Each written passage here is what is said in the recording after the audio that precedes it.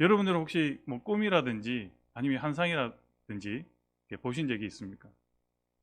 제가 이제 한창 젊을 때, 뭐 지금도 젊지만은 돈을 가지고 많이 놀 때, 사고를 많이 치고 있을 때 빚도 많이 졌죠. 그래서 술값 때문에 이 유흥비에 다 탕진하고 나서 술값 때문에 어려운 적이 있습니다. 그때마다 밤에 꿈을 꿨던 적이 어떤 꿈이었냐면 땅을 파면 무조건 돈이 나오는 거예요. 그래서 나는 나중에 부자가 되겠다 했는데, 알고 보니까 이제 왜 인터넷 검색하면 돈을 이제 땅을 팔면 돈이 나온다 이런 꿈을 이제 검색해 보니까, 돈 종류의 꿈을 검색해 보니까 걱정과 근심이 많은 사람이 그런 꿈을 꾼다 하더라고요. 그래서 아니나 다를까 제가 지금 현재 그때 상황에서는 빚이 많았죠. 그래서 아마 그런 꿈을 꾼 것 같습니다.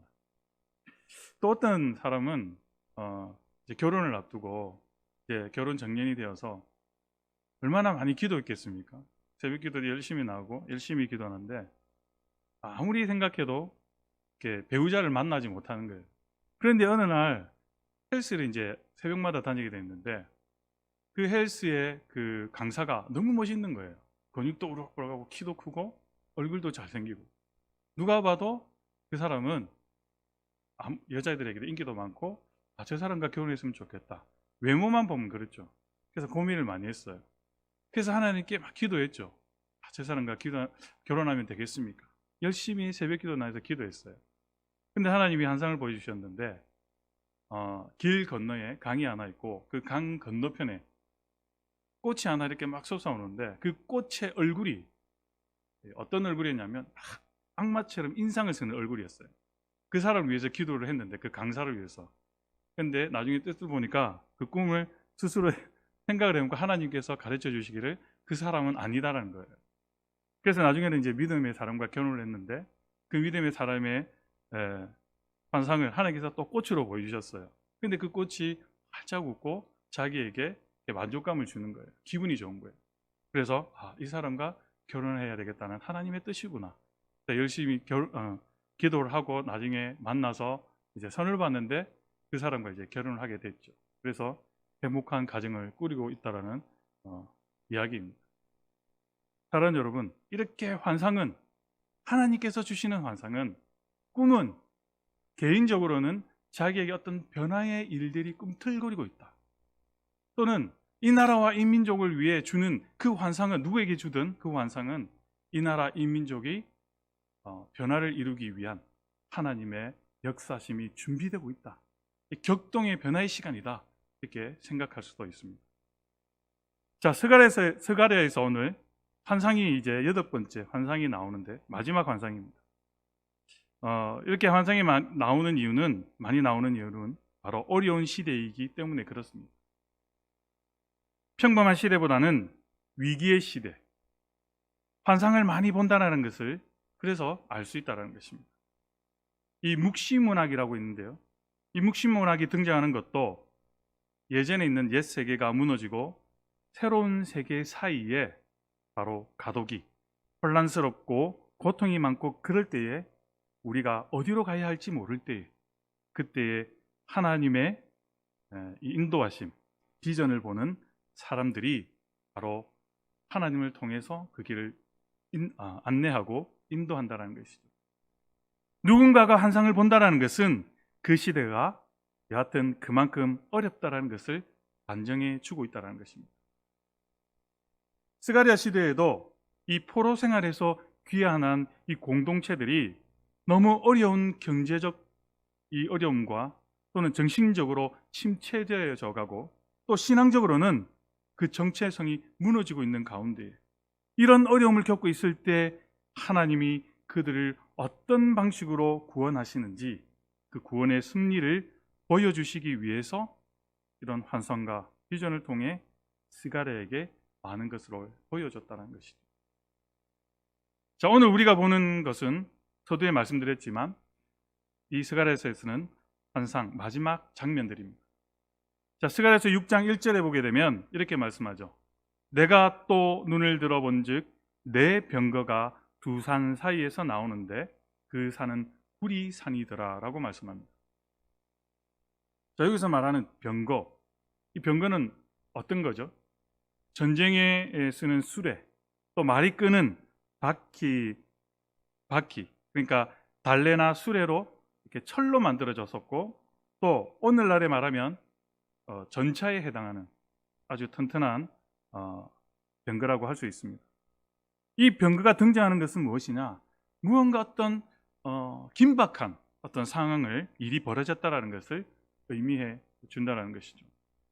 그런데 이 병거가 네 병거, 그러니까 네 개의 병거, 이 사라는 숫자는 우리가 동서남북, 그러니까 땅의 숫자를 의미합니다. 다시 말해서 온 세상을 향한 그 하나님의 뜻을 수행하는 그 역할을 감당하는 것을 의미하죠. 그런데 그 병거가 두 산 사이에서, 산 두 개 사이에서 나온다라고 말씀합니다. 자, 이때에 이 바벨론, 메소포타미아 문명에서 이 바벨론은 이 사마신이라고 그 태양신을 섬기고 있었어요. 자, 태양신이 있었는데 이 두 산 사이에서 등장하는 그 어떤 신의 존재로서 그 이미지를 바로 하나님의 사자에게 바로 그 권위와 힘을 부여하고 있다는 것을 알 수 있습니다. 그러니까 어떤 신의 계획이 이루어지고 있음을 이 두 산 사이에서 나온다라는 말에서 볼 수 있다는 것이죠. 자, 성경에서 자주 등장하는 구리가 아니지만 그 구리와 비슷한 놋이라는 우리가 옛날 우리 선조들은 이 놋에다가 밥을 지어서 먹었지 않습니까? 그 놋으로 된 화살, 그리고 또는 성벽, 또는 놋으로 된 갑옷, 또는 창, 이런 것이 이제 성경에서 자주 등장하는데요. 그러니까 이 구리는 단단함을 상징하죠. 아주 튼튼하고 단단함을 상징합니다. 그런데 이 단단하다고 하는 의미는 꼭 우리가 봤을 때는 그냥 좀 긍정적인 의미로도 볼 수 있지만 꼭 긍정적으로 의미로만 쓰이는 것은 아닙니다. 어떤 사람들의 마음이 딱딱하게 굳어 있는 것도 이 놋과 구리로 형상할 때도 있다는 것이죠. 레위기 26장 19절에서 이렇게 말씀합니다. 내가 너희의 세력으로 말미암은 교만을 꺾고 너희의 하늘을 철과 같게 하며 너희 땅을 놋과 같게 하리니. 그러니까 조금 긍정적인 의미가 아니고 부정적인 의미에서 조금 말씀하고 있죠. 이 놋과 같은 땅, 구리와 같은 땅은 그 땅에서는 산물을 낼 수 없고 놋처럼 딱딱한 땅에 아무것도 심을 수 없는 이 불모의 땅으로 변화될 것을 말씀해 주고 있다는 거예요. 그래서 부정적 의미로 놋이 사용됨을 말씀해 주고 있습니다. 예레미야 6장 28절에서도 그들은 다 심히 반역한 자며 비방하며 돌아다니는 자며 그들은 놋과 철이며 다 사악한 자라. 여기서 놋과 철도 좀 부정적인 의미에서 말씀하고 있죠. 사람의 마음이 모두 다 부드러우면 얼마나 좋겠습니까? 그러나 놋처럼 단단하다면 이것은 좋지 않은 의미로 해석할 수도 있다는 것이죠. 자, 오늘 본문 1절에서 보면 그 산은 구리산이라고 했을 때 왜 하필이면 구리산이라고 했을까요? 스가랴가 학계와 더불어서 사람들에게 무엇을 독려하냐면 성전 재건을 독려했었습니다. 그래서 성전과 구리가 관련이 있다라는 것이죠. 열왕기상 7장 21절에 보면 이 두 기둥을 성전의 주랑 앞에 세우되 오른쪽 기둥을 세우고 그 이름을 뭐라고 했죠? 야긴이라 하고 또 왼쪽의 기둥 이름을 세우고 그 이름을 뭐라고 했죠? 네, 보아스라고 했습니다. 솔로몬 성전에 구리로 만든 두 기둥을 세웠는데 그 이름이 하나는 야긴과 또 하나는 보아스였습니다. 야긴의 뜻은 그가 세우리라는 의미를 가지고 있고요. 보아스는 그가 능력이 있다라는 말씀입니다. 그러니까 하나님의 집은 하나님께서 세우시고 하나님은 능력 있는 존재이신데 구리처럼 단단하게 서 있는 하나님의 약속, 이것이 바로 야긴과 보았습니다. 또 긍정적인 의미에서 쓰였죠. 어떤 구리에서 병거가 나온다라는 것은 성전에 임재하신 하나님의 놋 기둥 사이로 행차하시는 모습처럼 그렇게 그들의 눈에 보인다라는 것이죠. 이 모든 것이 이 환상이 성전으로 이미지화하고 있음을 잘 보여주고 있습니다. 스가랴 6장 2절에 이렇게 말씀하죠. 첫째 병거는 붉은 말들이, 둘째 병거는 검은 말들이, 셋째 병거는 흰 말들이, 또 넷째 병거는 어롱지고 건장한 말들이 메었는지라 라고 말씀합니다. 이 건장한 말이란 말은 앞에 있는 모든 말들의 전체를 받을 가능성이 있죠. 그러니까 뭐 붉은 말, 검은 말, 그 다음에 흰 말 모두가 건장한 말이라는 것입니다. 색깔이 다른 말들은 우리가 이 색깔 다른 말들이 나오는 장이 있죠. 어디서 나옵니까? 요한계시록에서 나오죠. 요한계시록 6장에 보면 그 말씀을 언급하고 있는데요. 흰 말은 하나님의 권위를 위협받는 존재로, 또 붉은 말은 전쟁과 살생의 뜻으로, 또 검은 말은 기근과 재앙으로, 청황색은 죽음의 의미로 등장합니다. 이 말들은 어떤 세계의 파멸, 심판하는 말들로 이렇게 표현해서 나옵니다. 그런데 오늘 스가랴 본문 6장 3절에 등장하는 말과는 다른 의미를 가지고 있습니다. 단지 하나님이 일하시는 방식의 다양성을 상징할 뿐입니다. 다른 의미는 없다는 것이죠. 다양성의 하나님을 표현하기 위해서 이 말들이 등장하게 됩니다. 다시 말하면 하나님은 다양한 모습을 갖고 계시다라는 것이죠.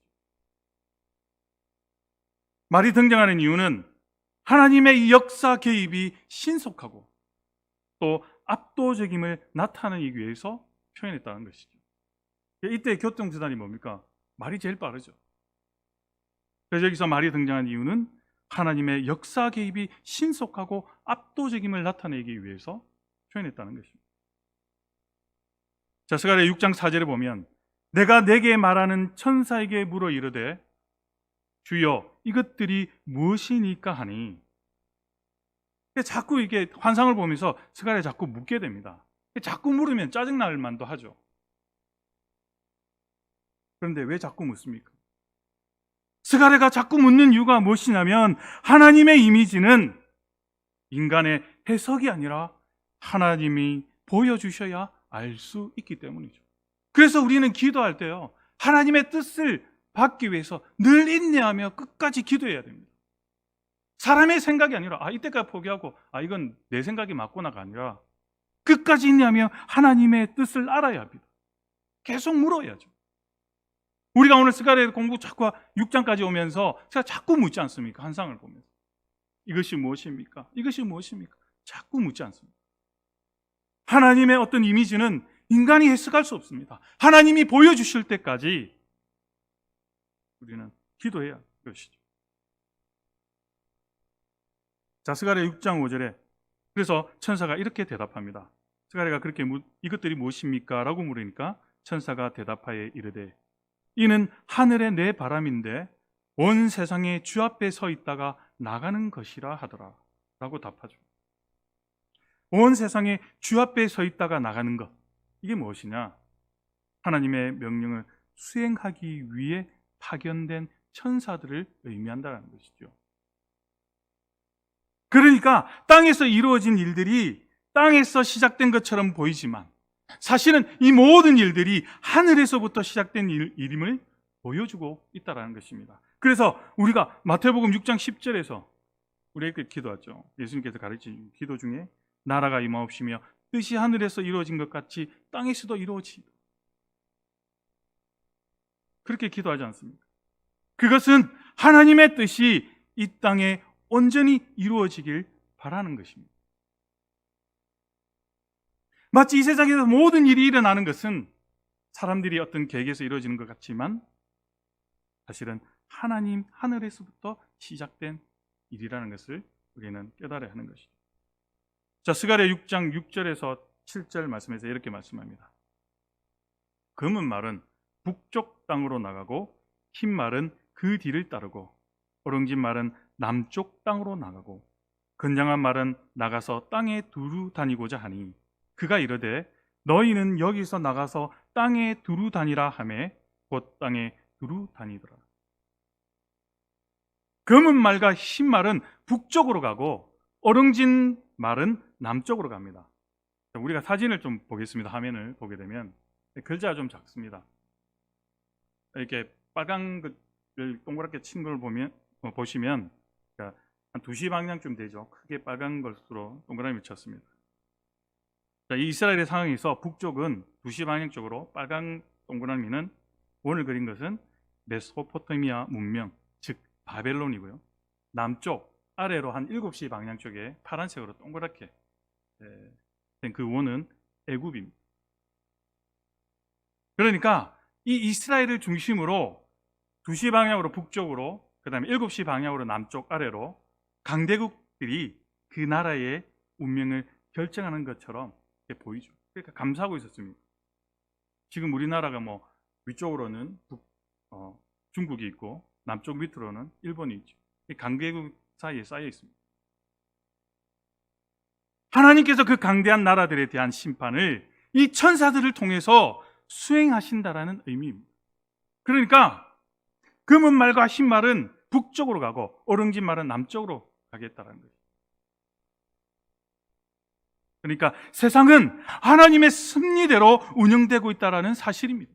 천사를 딱 동원시켜서 하나님께서 북쪽으로, 남쪽으로 가게 하셔서 하나님의 그 섭리를 이제 이 천사를 통해서 일이 벌어지는 것이죠. 북쪽에 있는 저 메소포타미아 문명권에 있는 그들을 괴롭히고 있는 이 바벨론과 페르시아, 그리고 남쪽 아래로는 애굽이라는 세력이 있었습니다. 늘 이스라엘은 이 한복판에 끼어들어서 힘들어하고 있었습니다. 그런데 이 두 산 사이에, 그러니까 바벨론과 페르시아 그리고 이 애굽, 이 두 산 사이에서 나온 네 병거가 온 땅으로 파견되는데, 다시 말해서 하나님의 천사가 북쪽으로 남쪽으로 파견되는데 왜 그렇습니까? 왜 그렇게 파견하시고 일을 시작하십니까? 바로 하나님의 뜻을 수행하기 위해서 이 천사들이 북쪽으로 남쪽으로 파견이 되었습니다. 그러면 어떤 일을 했는지 이제 8절부터 살펴보겠습니다. 자, 스가랴 6장 8절에 보면 그가 내게 외쳐 말해 이르되 북쪽으로 나간 자들이 북쪽에서 내 영을 쉬게 하였느니라 하더라. 자, 북쪽으로 나간 자가 아까 어떤 말이었습니까? 네, 검은 말과 흰 말이었습니다. 흰 말들이, 검은 말과 흰 말들이 북쪽에서 내 영을 쉬게 하였다라고 말씀하죠. 자, 이 뜻은 무슨 뜻이냐? 하나님께서 파견한 이 북쪽으로 간 천사들이 완벽한 수행에 안도의 숨을 내쉬는 하나님을 의미합니다. 그러니까 이 천사들을 북쪽 땅으로 파견시켰는데 이 천사들이 일을 잘 수행한 것입니다. 그러니까 하나님께서 안도의 한숨을 내쉬는 것이죠. 하나님께서도 이 말씀을 보면, 그때에서 보면 하나님께서도 세상의 일들 때문에 숨이 막힐 정도로 힘들어 하실 때도 있다는 것을 반증하고 있다는 말씀입니다. 우리가 잘 살아야 하나님께서도 평안하시다는 것입니다. 내 삶이 하나님의 뜻에서 벗어나 있으면 하나님도 우리를 향해서 전전긍긍하시고 답답해 하신다.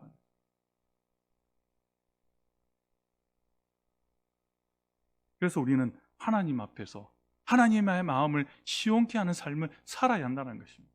하나님도 우리를 향해서 불안해하시고 계신다. 우리 교회를 향해서, 우리 이웃을 향해서, 이 나라, 이 민족을 위해서 하나님도 불안해하고 계신다는 것입니다. 자, 데살로니가 교회가 처음 이제 새로 생긴 신생 교회였습니다. 교회였는데 로마의 박해 때문에 데살로니가 도시를 급하게 떠나야 했던 이 사도 바울은 철없는 많은 어린아이와 같은 성도들을 남겨둔 채 안타까운 마음으로, 정말 안타까운 마음으로 떠났던 그 사도 바울의 마음이 너무 힘들어하고 있었습니다. 그래서 이 사도 바울은 사랑하는 제자들, 특별히 디모데를 그곳에 파송하게 됩니다. 그리고 제자들이 소식을 가지고 오게 됩니다. 그 사람들이 사도 바울을 그리워하고 있고 또 잘 성장하고 있다는 소식을 이 사도 바울은 전해 듣게 됩니다. 그래서 바울이 이렇게 고백합니다. 데살로니가전서 3장 8절에서 그러므로 너희가 주 안에 굳게 선즉 우리가 이제는 살리라. 자, 이 말씀을 통해서도 하나님의 마음을 볼 수 있습니다. 엿볼 수 있습니다.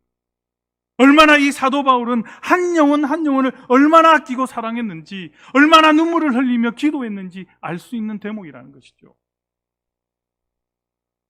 이 말씀을 묵상하면서 많이 회개했어요. 나는 얼마나 나에게 허락해 준 우리 아이들을 사랑하고 있는지, 얼마나 그들을 위해서 눈물을 흘리며 기도하고 있는지,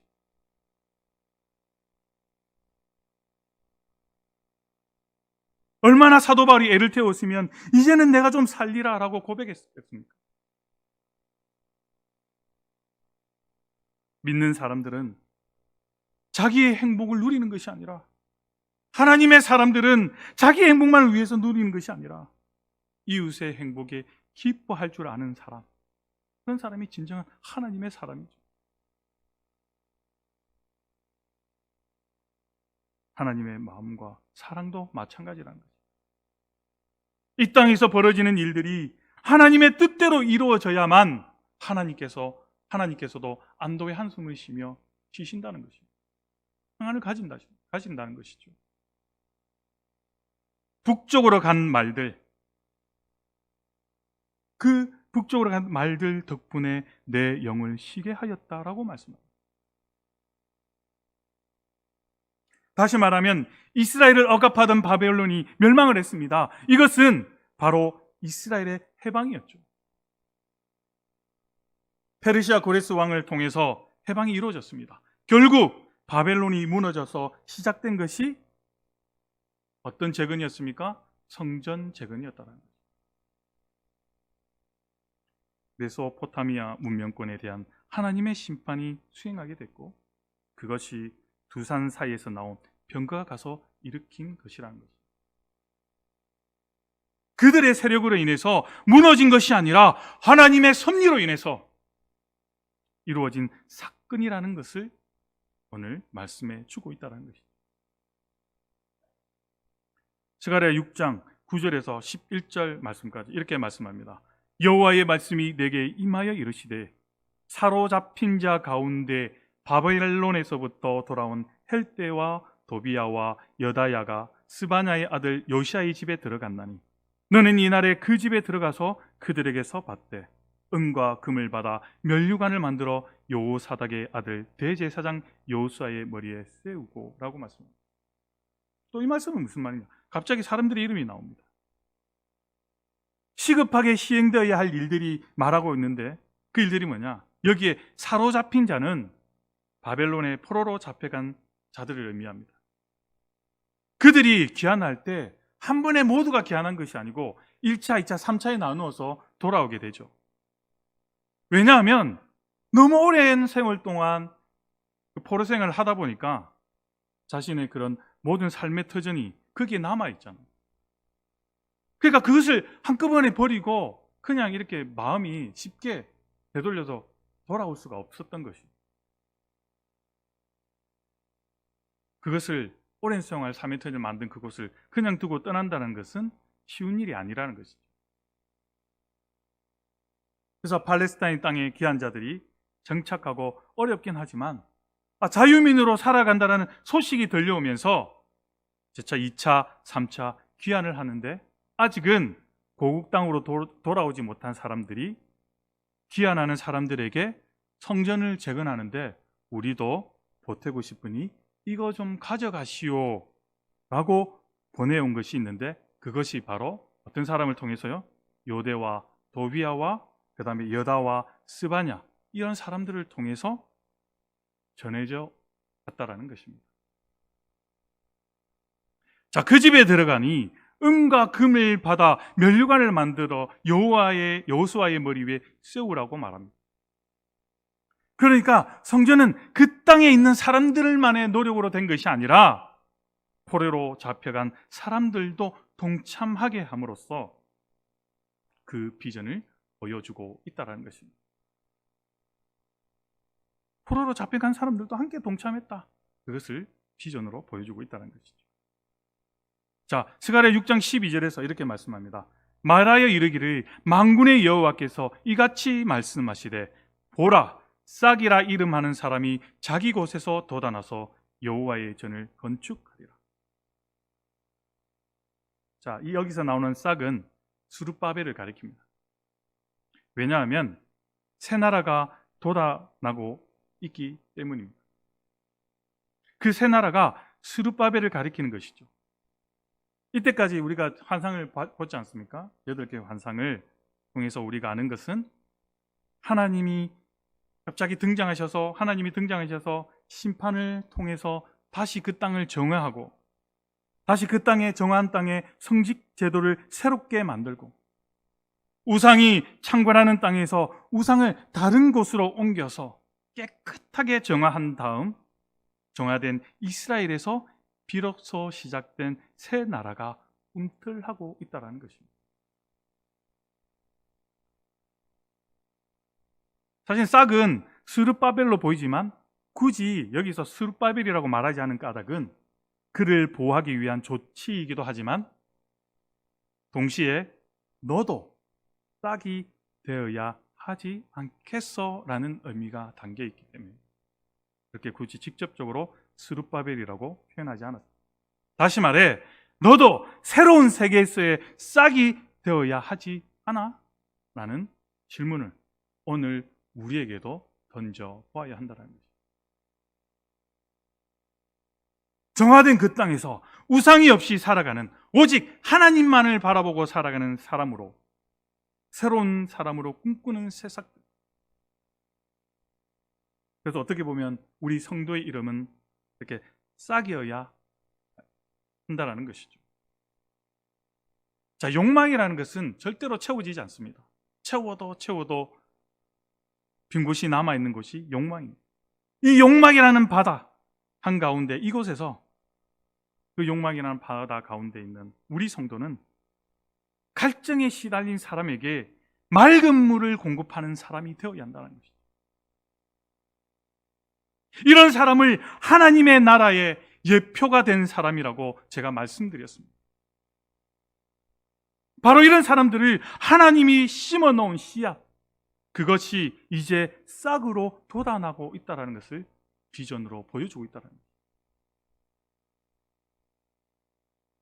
그것도 다른 곳이 아니라 자기 곳에서 돋아나서라고 말씀합니다. 자기가 서 있는 곳, 자기가 삶의 터전으로 누리고 있는 그곳에서 다시 싹이 돋아나야 한다는 것입니다. 우리에게 주어진 자리, 내가 쓴 그 자리, 남의 자리 넘보지 말고 내가 이 선 자리에서 아름다워져야 한다는 것입니다. 내가 서 있는 이 삶의 자리에서 새싹처럼 돋아나는 존재가 되어야 한다는 것입니다. 자, PPT 두 번째 그림을 보겠습니다. 화면을 보시게 되면, 자, 이 나무가 세상에서 가장 오래된 나무래요. 이 나무의 이름이 뭔지 아십니까, 여러분은? 나무의 이름이 저도 처음 알았는데 무드셀라라는 나무입니다. 무드셀라가 969세 때 죽었죠. 그만큼 오래된 나무인데 이보다 나이가 더 많은 나무도 있어요. 이 나무의 나이가 그러니까 2021년도에 4,501살이 됐어요. 4,851살이 되었다고 합니다. 9,000살이 되는 나무도 있다고 하는데 그건 제가 잘 모르겠지만, 또 세계에서 가장 큰 나무 톨트리라는 나무가 있어요. 여러분들 사람이 대충 한 10명, 8명, 10명 정도 가까이 보이죠. 옆으로 쭉 섰는데 그만큼 크다는 것입니다. 이 나무의 높이가 어느 정도 되냐면 건물 37층, 길이는 110m 정도 된다고 합니다. 이 100m가 넘는 나무들이 이 주위에 많은데요. 어느 나무가 제일 크게 자라야 될지 더 지켜봐야 된다고 합니다. 그만큼 큰 나무죠.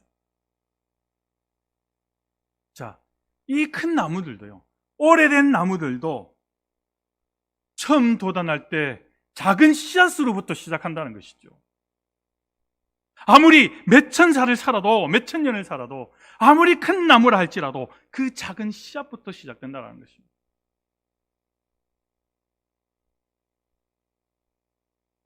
그래서 하나님을 믿는 사람들은 작은 시작을 절대로 두려워하지 말아야 합니다.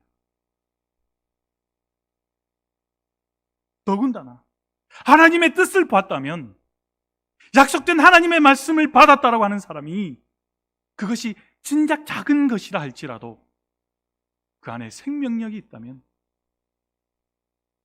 큰 나무를 이루고 많은 열매를 맺게 된다는 거예요.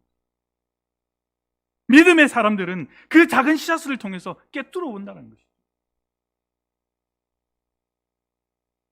내가 서 있는 이 자리에서 싹이 되면 그 다음 일은 하나님께서 하신다라는 것입니다. 그래서 사도 바울은 이렇게 고백합니다. 고린도전서 3장 5절과 7절에서 이렇게 말씀하죠. 그런즉 아볼로는 무엇이며 바울은 무엇이냐? 그들은 주께서 각각 주신 대로 너희로 하여금 믿게 한 사역자들이니라.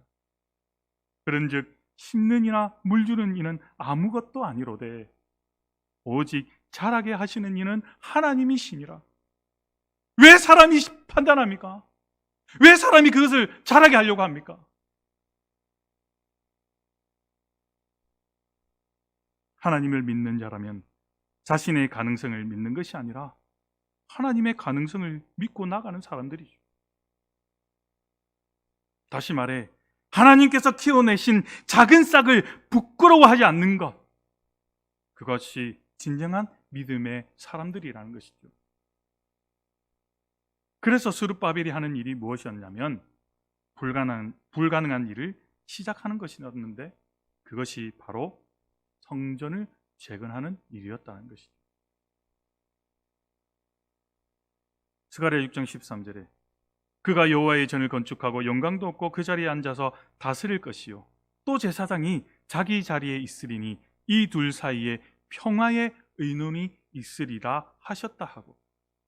이거 정말 중요합니다. 스룹바벨이 그의 영도력을 통해서 여호와의 전을 건축합니다. 또 총독으로서 그 백성을 하나님께로 잘 인도합니다. 그리고 대제사장인 여호수아도 그와 더불어서 백성을 하나님께로 잘 인도합니다. 다시 말하면 너무 평화로웠죠. 자, 그 이유가 뭡니까? 자, 오늘 금방 13절 말씀에서 평화의 의논이 있으리라고 말씀했죠. 자, 이들이 어떻게 해서 하나님께로 잘 인도하고 평화로운 그런 나라와 땅을 만들었냐? 종교와 권력이 협동합니다. 또 창조적인 긴장이 그 안에 있지만 곧 경쟁적 협동으로 일어났다는 것입니다. 누가 내가 잘났다가 아닙니다. 서로가 지향하는 것을 서로가 받아들이고 포용하고 좋은 것만을 위해서 서로 위해주고, 서로 경쟁은 있었지만 협동의 어떤 그런 경쟁자로서 함께 지향할 부분을 공감했기 때문에 그들 사이에 샬롬이 있었다라는 것입니다. 여러분, 이 권력과 종교가 자신만의 어떤 욕심만 내세운다면 어떻게 되겠습니까? 싸움밖에 안 되죠.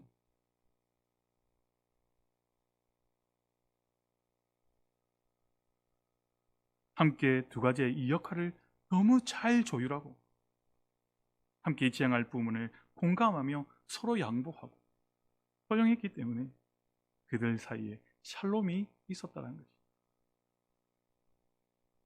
그럼으로써 어떻게 됩니까? 건강한 사회, 건강한 조직과 공동체가 만들어지게 되는 것입니다. 스가랴 6장 14절에 이렇게 말씀합니다. 그 면류관은 헬렘과 도비아와 여다야와 스바냐의 아들 헨을 기념하기 위하여 여호와의 전안에 두라 하십니다. 6장 10절에 보면 헬데라고 나옵니다. 지금 14절에서는 갑자기 이름이 바뀌어서 헬렘이라고 하고, 그럼 10절에 보면 헨을 요시아라고 합니다. 이름이 바뀌었습니다. 근데 바뀐 이유를 저도 잘 모릅니다. 여하튼 그들의 헌신을 기념하기 위해 그 면류관을 성전에 잘 두라고 그렇게 이야기하는 것이죠. 포로로 잡혀가 있던 귀환하지 않은 사람들이 귀환하고 싶은 마음의 징표를 거기에 남겨둠으로써 그들을 해하지 않도록 늘 기념하도록 그렇게 한 것이죠. 자, 마지막으로 6장 15절에 이렇게 말씀합니다. 먼데 사람들이 와서 여호와의 전을 건축하리니 만군의 여호와께서 나를 너희에게 보내신 줄을 너희가 알리라. 너희가 만일 너희의 하나님 여호와의 말씀을 들을진대 이같이 되리라. 자, 먼데 있는 사람들은 즉 포로 생활을 하는 사람들을 가리킵니다. 그 사람들이 돌아와서 하나님의 전을 짓게 될 것인데 정말 백성들이 필요한 것이 무엇이냐? 이 말씀에 보면 하나님에 대한 신뢰가 적극적으로 필요하다는 것을 말해주고 있습니다. 사랑하는 여러분, 작은 시작을 부끄러워하지 않을 때 내가 심은 것을 내가 거둬야 하는 것이 문제이겠지만 내가 심고 거두지 못해도 내가 심은 씨가 생명력이 있다면 누군가는 반드시 누릴 것이다라는 믿음을 가져야 한다는 것이죠. 왜? 자라나게 하는 것은 하나님이시기 때문입니다. 그래서 우리가 어떤 사람을 전도하면 막 전전긍긍합니다. 막 화도 냅니다. 왜 이 사람은 그렇게 하면 안 되죠. 하나님이 자라게 하십니다. 우리는 그냥 그들에게 기회를 주는 거죠.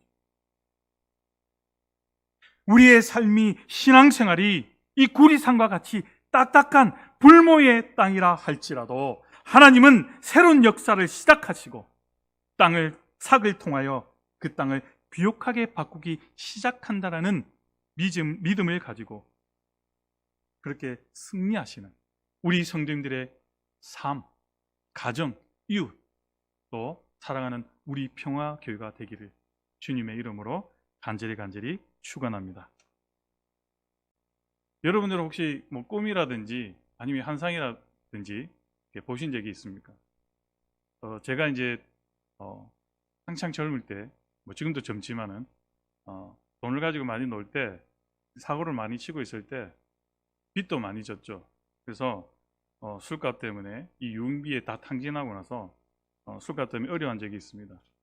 그때마다 밤에 꿈을 꿨던 적이 어떤 꿈이었냐면 땅을 파면 무조건 돈이 나오는 거예요. 그래서 나는 나중에 부자가 되겠다 했는데 알고 보니까 이제 왜 인터넷 검색하면 돈을 땅을 팔면 돈이 나온다 이런 꿈을 이제 검색해 보니까 돈 종류의 꿈을 검색해 보니까 걱정과 근심이 많은 사람이 그런 꿈을 꾼다 하더라고요. 그래서 아니나 다를까 제가 지금 현재 그때 상황에서는 빚이 많았죠. 그래서 아마 그런 꿈을 꾼 것 같습니다. 또 어떤 사람은 이제 결혼을 앞두고 이제 결혼 정년이 되어서 얼마나 많이 기도했겠습니까? 새벽 기도도 열심히 나오고 열심히 기도하는데 아무리 생각해도 이렇게 배우자를 만나지 못하는 거예요. 그런데 어느 날 헬스를 이제 새벽마다 다니게 됐는데 그 헬스의 그 강사가 너무 멋있는 거예요. 근육도 우럭우럭하고 키도 크고 얼굴도 잘생기고 누가 봐도 그 사람은 여자애들에게도 인기도 많고 저 사람과 결혼했으면 좋겠다. 외모만 보면 그렇죠. 그래서 고민을 많이 했어요. 그래서 하나님께 막 기도했죠. 저 사람과 결혼하면 되겠습니까? 열심히 새벽 기도 나해서 기도했어요.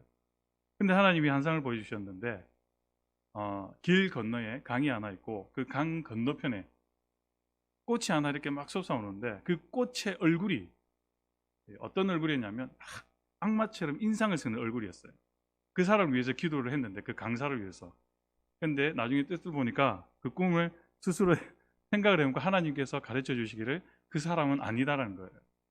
그래서 나중에는 이제 믿음의 사람과 결혼을 했는데 그 믿음의 사람의 환상을 하나님께서 또 꽃으로 보여주셨어요. 근데 그 꽃이 활짝 웃고 자기에게 만족감을 주는 거예요. 기분이 좋은 거예요. 그래서 이 사람과 결혼을 해야 되겠다는 하나님의 뜻이구나. 열심히 기도를 하고 나중에 만나서 이제 선을 봤는데 그 사람과 이제 결혼을 하게 됐죠. 그래서 행복한 가정을 꾸리고 있다라는 이야기입니다.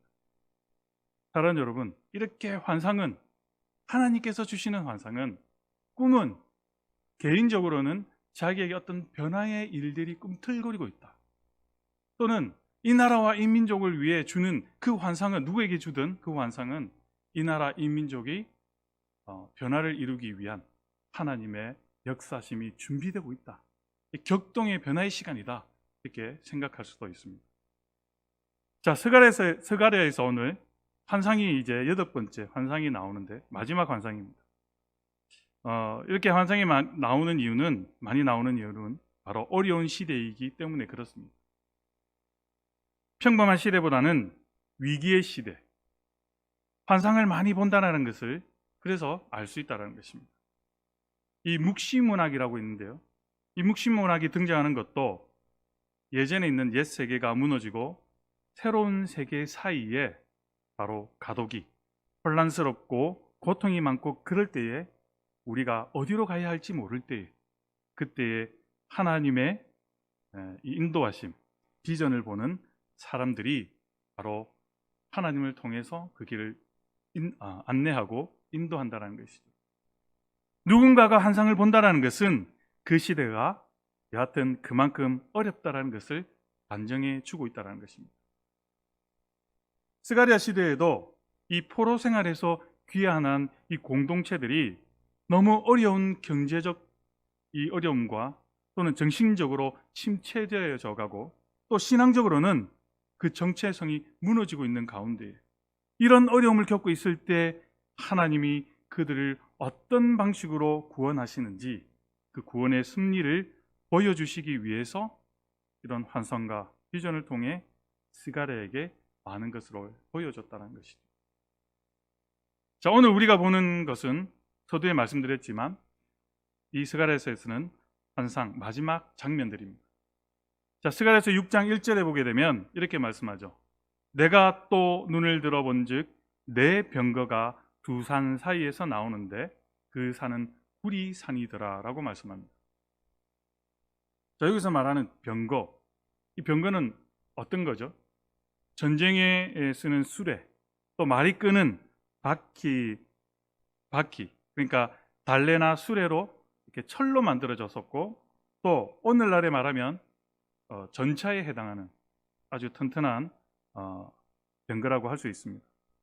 이 병거가 등장하는 것은 무엇이냐? 무언가 어떤 긴박한 어떤 상황을 일이 벌어졌다라는 것을 의미해 준다는 것이죠. 그런데 이 병거가 네 병거, 그러니까 네 개의 병거, 이 사라는 숫자는 우리가 동서남북, 그러니까 땅의 숫자를 의미합니다. 다시 말해서 온 세상을 향한 그 하나님의 뜻을 수행하는 그 역할을 감당하는 것을 의미하죠. 그런데 그 병거가 두 산 사이에서, 산 두 개 사이에서 나온다라고 말씀합니다. 자, 이때에 이 바벨론, 메소포타미아 문명에서 이 바벨론은 이 사마신이라고 그 태양신을 섬기고 있었어요. 자, 태양신이 있었는데 이 두 산 사이에서 등장하는 그 어떤 신의 존재로서 그 이미지를 바로 하나님의 사자에게 바로 그 권위와 힘을 부여하고 있다는 것을 알 수 있습니다. 그러니까 어떤 신의 계획이 이루어지고 있음을 이 두 산 사이에서 나온다라는 말에서 볼 수 있다는 것이죠. 자, 성경에서 자주 등장하는 구리가 아니지만 그 구리와 비슷한 놋이라는 우리가 옛날 우리 선조들은 이 놋에다가 밥을 지어서 먹었지 않습니까? 그 놋으로 된 화살, 그리고 또는 성벽, 또는 놋으로 된 갑옷, 또는 창, 이런 것이 이제 성경에서 자주 등장하는데요. 그러니까 이 구리는 단단함을 상징하죠. 아주 튼튼하고 단단함을 상징합니다. 그런데 이 단단하다고 하는 의미는 꼭 우리가 봤을 때는 그냥 좀 긍정적인 의미로도 볼 수 있지만 꼭 긍정적으로 의미로만 쓰이는 것은 아닙니다. 어떤 사람들의 마음이 딱딱하게 굳어 있는 것도 이 놋과 구리로 형상할 때도 있다는 것이죠. 레위기 26장 19절에서 이렇게 말씀합니다. 내가 너희의 세력으로 말미암은 교만을 꺾고 너희의 하늘을 철과 같게 하며 너희 땅을 녹과 같게 하리니. 그러니까 조금 긍정적인 의미가 아니고 부정적인 의미에서 조금 말씀하고 있죠. 이 녹과 같은 땅, 구리와 같은 땅은 그 땅에서는 산물을 낼 수 없고 노처럼 딱딱한 땅에 아무것도 심을 수 없는 이 불모의 땅으로 변화될 것을 말씀해 주고 있다는 거예요. 그래서 부정적 의미로 놋이 사용됨을 말씀해 주고 있습니다. 예레미야 6장 28절에서도 그들은 다 심히 반역한 자며 비방하며 돌아다니는 자며 그들은 놋과 철이며 다 사악한 자라. 여기서 놋과 철도 좀 부정적인 의미에서 말씀하고 있죠. 사람의 마음이 모두 다 부드러우면 얼마나 좋겠습니까? 그러나 놋처럼 단단하다면 이것은 좋지 않은 의미로 해석할 수도 있다는 것이죠. 자, 오늘 본문 1절에서 보면 그 산은 구리산이라고 했을 때 왜 하필이면 구리산이라고 했을까요?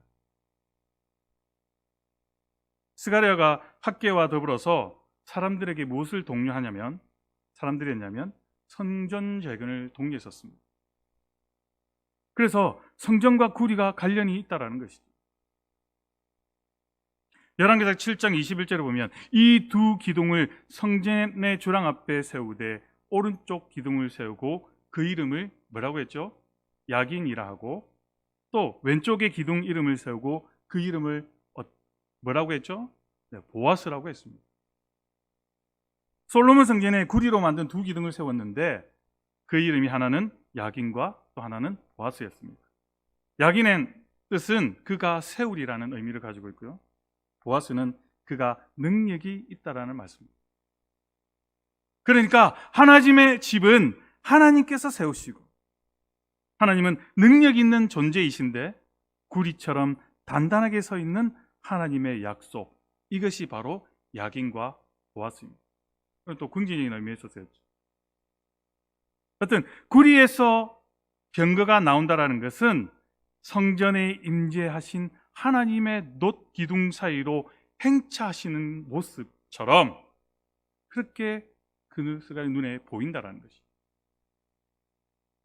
모든 것이 이 환상이 성전으로 이미지화하고 있음을 잘 보여주고 있습니다. 스가랴 6장 2절에 이렇게 말씀하죠.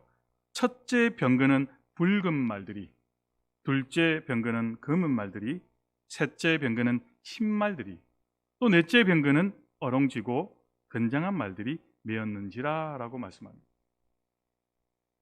이 건장한 말이란 말은 앞에 있는 모든 말들의 전체를 받을 가능성이 있죠. 그러니까 붉은 말, 검은 말, 그 다음에 흰 말 모두가 건장한 말이라는 것입니다. 색깔이 다른 말들은 우리가 이 색깔 다른 말들이 나오는 장이 있죠. 어디서 나옵니까? 요한계시록에서 나오죠. 요한계시록 6장에 보면 그 말씀을 언급하고 있는데요. 흰 말은 하나님의 권위를 위협받는 존재로, 또 붉은 말은 전쟁과 살생의 뜻으로, 또 검은 말은 기근과 재앙으로, 청황색은 죽음의 의미로 등장합니다. 이 말들은 어떤 세계의 파멸, 심판하는 말들로 이렇게 표현해서 나옵니다. 그런데 오늘 스가랴 본문 6장 3절에 등장하는 말과는 다른 의미를 가지고 있습니다. 단지 하나님이 일하시는 방식의 다양성을 상징할 뿐입니다. 다른 의미는 없다는 것이죠. 다양성의 하나님을 표현하기 위해서 이 말들이 등장하게 됩니다. 다시 말하면 하나님은 다양한 모습을 갖고 계시다라는 것이죠. 말이 등장하는 이유는 하나님의 이 역사 개입이 신속하고 또 압도적임을 나타내기 위해서 표현했다는 것이죠. 이때 교통수단이 뭡니까? 말이 제일 빠르죠. 그래서 여기서 말이 등장한 이유는 하나님의 역사 개입이 신속하고 압도적임을 나타내기 위해서 표현했다는 것입니다. 자, 스가랴 6장 4절에 보면 내가 내게 말하는 천사에게 물어 이르되 주여 이것들이 무엇이니까 하니 자꾸 이게 환상을 보면서 스가랴 자꾸 묻게 됩니다. 자꾸 물으면 짜증날 만도 하죠. 그런데 왜 자꾸 묻습니까? 스가랴가 자꾸 묻는 이유가 무엇이냐면 하나님의 이미지는 인간의 해석이 아니라 하나님이 보여주셔야 알 수 있기 때문이죠. 그래서 우리는 기도할 때요, 하나님의 뜻을 받기 위해서 늘 인내하며 끝까지 기도해야 됩니다. 사람의 생각이 아니라 이때까지 포기하고 이건 내 생각이 맞구나가 아니라 끝까지 인내하며 하나님의 뜻을 알아야 합니다. 계속 물어야죠. 우리가 오늘 스가랴 공부 자꾸 6장까지 오면서 제가 자꾸 묻지 않습니까? 환상을 보면서 이것이 무엇입니까? 이것이 무엇입니까? 자꾸 묻지 않습니다. 하나님의 어떤 이미지는 인간이 해석할 수 없습니다. 하나님이 보여주실 때까지 우리는 기도해야 할 것이죠. 자, 스가랴 6장 5절에 그래서 천사가 이렇게 대답합니다. 스가랴가 그렇게 이것들이 무엇입니까? 라고 물으니까 천사가 대답하여 이르되 이는 하늘의 내 바람인데 온 세상에 주 앞에 서 있다가 나가는 것이라 하더라 라고 답하죠. 온 세상에 주 앞에 서 있다가 나가는 것, 이게 무엇이냐? 하나님의 명령을 수행하기 위해 파견된 천사들을 의미한다는 것이죠. 그러니까 땅에서 이루어진 일들이 땅에서 시작된 것처럼 보이지만 사실은 이 모든 일들이 하늘에서부터 시작된 일임을 보여주고 있다는 것입니다. 그래서 우리가 마태복음 6장 10절에서 우리에게 기도하죠. 예수님께서 가르치신 기도 중에 나라가 임하옵시며 뜻이 하늘에서 이루어진 것 같이 땅에서도 이루어지도록, 그렇게 기도하지 않습니까? 그것은 하나님의 뜻이 이 땅에 온전히 이루어지길 바라는 것입니다. 마치 이 세상에서 모든 일이 일어나는 것은 사람들이 어떤 계획에서 이루어지는 것 같지만 사실은 하나님 하늘에서부터 시작된 일이라는 것을 우리는 깨달아야 하는 것이죠. 자, 스가랴 6장 6절에서 7절 말씀에서 이렇게 말씀합니다. 검은 말은 북쪽 땅으로 나가고 흰 말은 그 뒤를 따르고 오롱진 말은 남쪽 땅으로 나가고 건장한 말은 나가서 땅에 두루 다니고자 하니 그가 이르되 너희는 여기서 나가서 땅에 두루 다니라 하매 곧 땅에 두루 다니더라. 검은 말과 흰 말은 북쪽으로 가고 오롱진 말은 남쪽으로 갑니다. 우리가 사진을 좀 보겠습니다. 화면을 보게 되면 글자가 좀 작습니다. 이렇게 빨간 것을 동그랗게 친 걸 보시면 한 2시 방향쯤 되죠. 크게 빨간 것으로 동그라미 쳤습니다. 자, 이 이스라엘의 상황에서 북쪽은 2시 방향 쪽으로 빨간 동그라미는 오늘 그린 것은 메소포타미아 문명, 즉 바벨론이고요. 남쪽 아래로 한 7시 방향 쪽에 파란색으로 동그랗게 된 그 원은 애굽입니다. 그러니까 이 이스라엘을 중심으로 2시 방향으로 북쪽으로, 그 다음에 7시 방향으로 남쪽 아래로 강대국들이 그 나라의 운명을 결정하는 것처럼 보이죠. 그러니까 감싸고 있었습니다. 지금 우리나라가 위쪽으로는 중국이 있고 남쪽 밑으로는 일본이 있죠. 이 강대국 사이에 쌓여 있습니다. 하나님께서 그 강대한 나라들에 대한 심판을 이 천사들을 통해서 수행하신다라는 의미입니다. 그러니까 검은 말과 흰 말은 북쪽으로 가고 오롱진 말은 남쪽으로 가겠다는 거예요. 그러니까 세상은 하나님의 섭리대로 운영되고 있다는 사실입니다. 천사를 딱 동원시켜서 하나님께서 북쪽으로, 남쪽으로 가게 하셔서 하나님의 그 섭리를 이제 이 천사를 통해서 일이 벌어지는 것이죠. 북쪽에 있는 저 메소포타미아 문명권에 있는 그들을 괴롭히고 있는 이 바벨론과 페르시아, 그리고 남쪽 아래로는 애굽이라는 세력이 있었습니다. 늘 이스라엘은 이 한복판에 끼어들어서 힘들어하고 있었습니다. 그런데 이 두 산 사이에, 그러니까 바벨론과 페르시아 그리고 이 애굽, 이 두 산 사이에서 나온 네 병거가 온 땅으로 파견되는데, 다시 말해서 하나님의 천사가 북쪽으로 남쪽으로 파견되는데 왜 그렇습니까? 왜 그렇게 파견하시고 일을 시작하십니까? 바로 하나님의 뜻을 수행하기 위해서. 이 천사들이 북쪽으로 남쪽으로 파견이 되었습니다. 그러면 어떤 일을 했는지 이제 8절부터 살펴보겠습니다. 자, 스가랴 6장 8절에 보면 그가 내게 외쳐 말하여 이르되 북쪽으로 나간 자들이 북쪽에서 내 영을 쉬게 하였느니라 하더라. 자, 북쪽으로 나간 자가 아까 어떤 말이었습니까? 네, 검은 말과 흰 말이었습니다. 검은 말과 흰 말들이 북쪽에서 내 영을 쉬게 하였다라고 말씀하죠. 자, 이 뜻은 무슨 뜻이냐? 하나님께서 파견한 이 북쪽으로 간 천사들이 완벽한 수행에 안도의 숨을 내쉬는 하나님을 의미합니다. 그러니까 이 천사들을 북쪽 땅으로 파견시켰는데 이 천사들이 일을 잘 수행한 것입니다. 그러니까 하나님께서 안도의 한숨을 내쉬는 것이죠. 하나님께서도 이 말씀을 보면, 그때에서 보면 하나님께서도 세상의 일들 때문에 숨이 막힐 정도로 힘들어 하실 때도 있다는 것을 반증하고 있다는 말씀입니다. 우리가 잘 살아야 하나님께서도 평안하시다는 것입니다.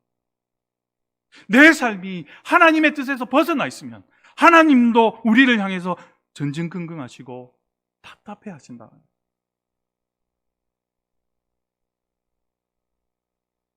그래서 우리는 하나님 앞에서 하나님의 마음을 시원케 하는 삶을 살아야 한다는 것입니다. 하나님도 우리를 향해서 불안해하시고 계신다. 우리 교회를 향해서, 우리 이웃을 향해서, 이 나라, 이 민족을 위해서 하나님도 불안해하고 계신다는 것입니다. 자, 데살로니가 교회가 처음 이제 새로 생긴 신생 교회였습니다.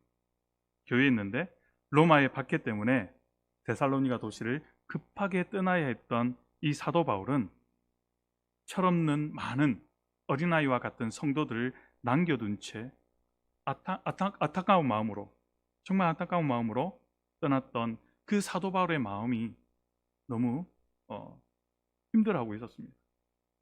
그래서 이 사도 바울은 사랑하는 제자들, 특별히 디모데를 그곳에 파송하게 됩니다. 그리고 제자들이 소식을 가지고 오게 됩니다. 그 사람들이 사도 바울을 그리워하고 있고 또 잘 성장하고 있다는 소식을 이 사도 바울은 전해듣게 됩니다. 그래서 바울이 이렇게 고백합니다. 데살로니가전서 3장 8절에서 그러므로 너희가 주 안에 굳게 선즉 우리가 이제는 살리라. 자, 이 말씀을 통해서도 하나님의 마음을 볼 수 있습니다. 엿볼 수 있습니다. 얼마나 이 사도 바울은 한 영혼 한 영혼을 얼마나 아끼고 사랑했는지, 얼마나 눈물을 흘리며 기도했는지 알 수 있는 대목이라는 것이죠. 이 말씀을 묵상하면서 많이 회개했어요. 나는 얼마나 나에게 허락해준 우리 아이들을 사랑하고 있는지, 얼마나 그들을 위해서 눈물을 흘리며 기도하고 있는지,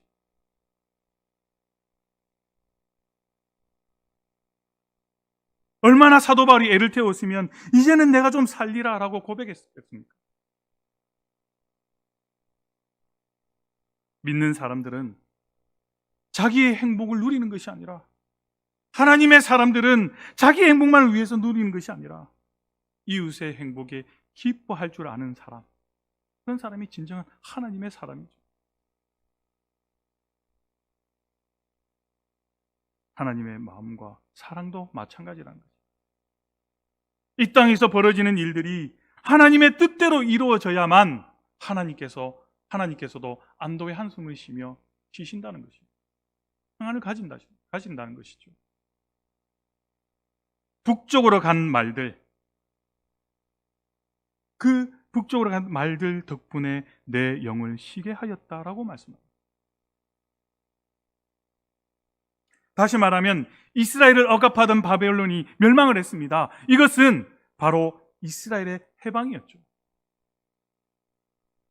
페르시아 고레스 왕을 통해서 해방이 이루어졌습니다. 결국 바벨론이 무너져서 시작된 것이 어떤 재건이었습니까? 성전 재건이었다는 거죠. 메소포타미아 문명권에 대한 하나님의 심판이 수행하게 됐고, 그것이 두 산 사이에서 나온 병거가 가서 일으킨 것이라는 거죠. 그들의 세력으로 인해서 무너진 것이 아니라 하나님의 섭리로 인해서 이루어진 사건이라는 것을 오늘 말씀해 주고 있다는 것이죠. 스가랴 6장 9절에서 11절 말씀까지 이렇게 말씀합니다.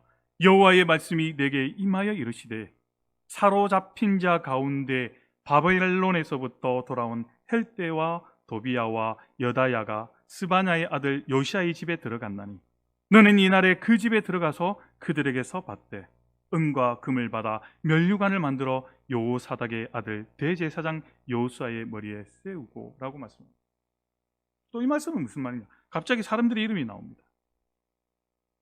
시급하게 시행되어야 할 일들이 말하고 있는데 그 일들이 뭐냐? 여기에 사로잡힌 자는 바벨론의 포로로 잡혀간 자들을 의미합니다. 그들이 귀환할 때 한 번에 모두가 귀환한 것이 아니고 1차, 2차, 3차에 나누어서 돌아오게 되죠.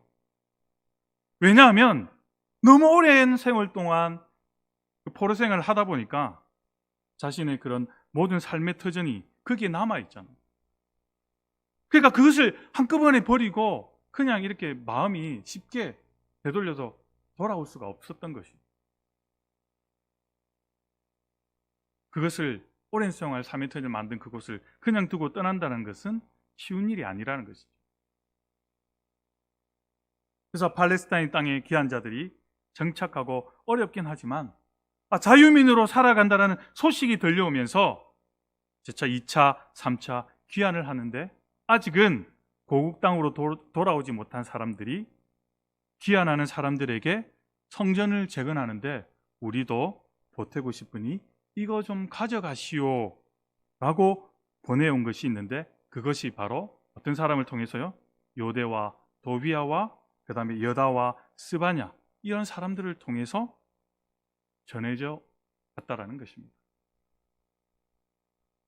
자, 그 집에 들어가니 은과 금을 받아 면류관을 만들어 여호수아의 머리 위에 세우라고 말합니다.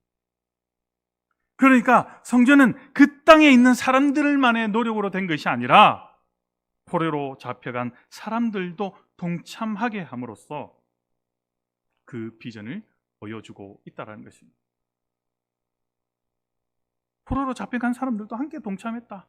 그것을 비전으로 보여주고 있다는 것이죠. 자, 스가랴 6장 12절에서 이렇게 말씀합니다. 말하여 이르기를 만군의 여호와께서 이같이 말씀하시되 보라 싹이라 이름하는 사람이 자기 곳에서 돋아나서 여호와의 전을 건축하리라. 자, 여기서 나오는 싹은 스룹바벨을 가리킵니다. 왜냐하면 새 나라가 돋아나고 있기 때문입니다. 그 새 나라가 스룹바벨을 가리키는 것이죠.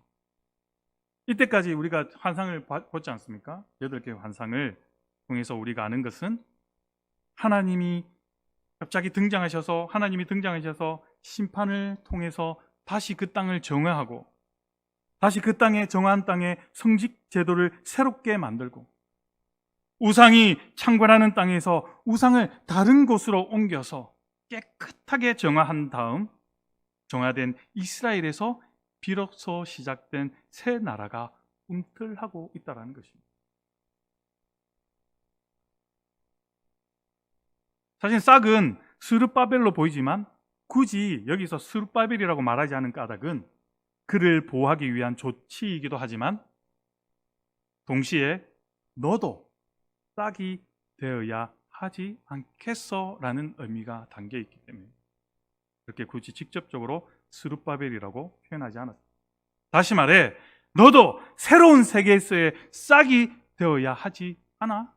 라는 질문을 오늘 우리에게도 던져보아야 한다는 것입니다. 정화된 그 땅에서 우상이 없이 살아가는 오직 하나님만을 바라보고 살아가는 사람으로 새로운 사람으로 꿈꾸는 새싹들. 그래서 어떻게 보면 우리 성도의 이름은 이렇게 싹이어야 한다는 것이죠. 자, 욕망이라는 것은 절대로 채워지지 않습니다. 채워도 빈 곳이 남아있는 곳이 욕망입니다. 이 욕망이라는 바다 한가운데 이곳에서 그 욕망이라는 바다 가운데 있는 우리 성도는 갈증에 시달린 사람에게 맑은 물을 공급하는 사람이 되어야 한다는 것이죠. 이런 사람을 하나님의 나라의 예표가 된 사람이라고 제가 말씀드렸습니다.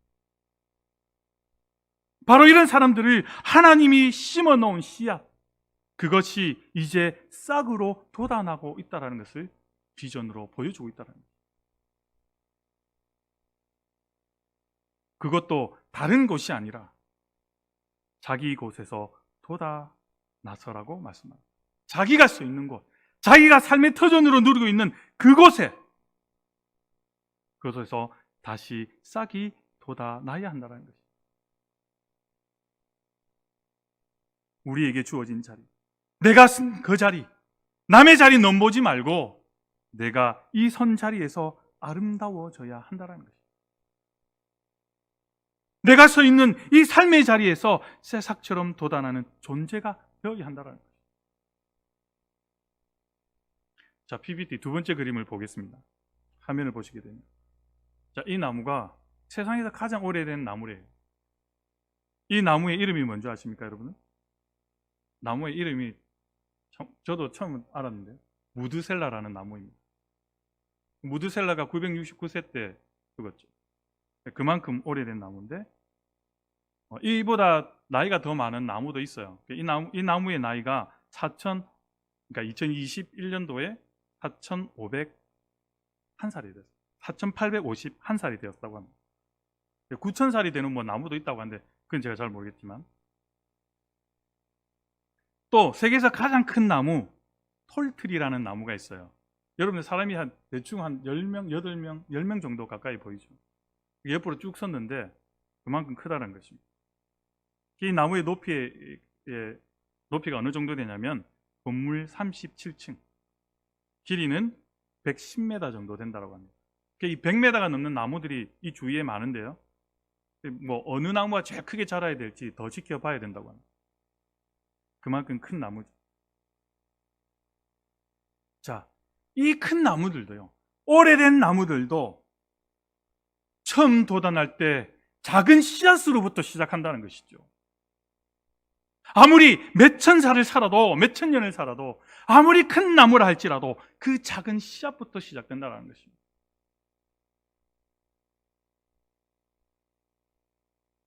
그래서 하나님을 믿는 사람들은 작은 시작을 절대로 두려워하지 말아야 합니다.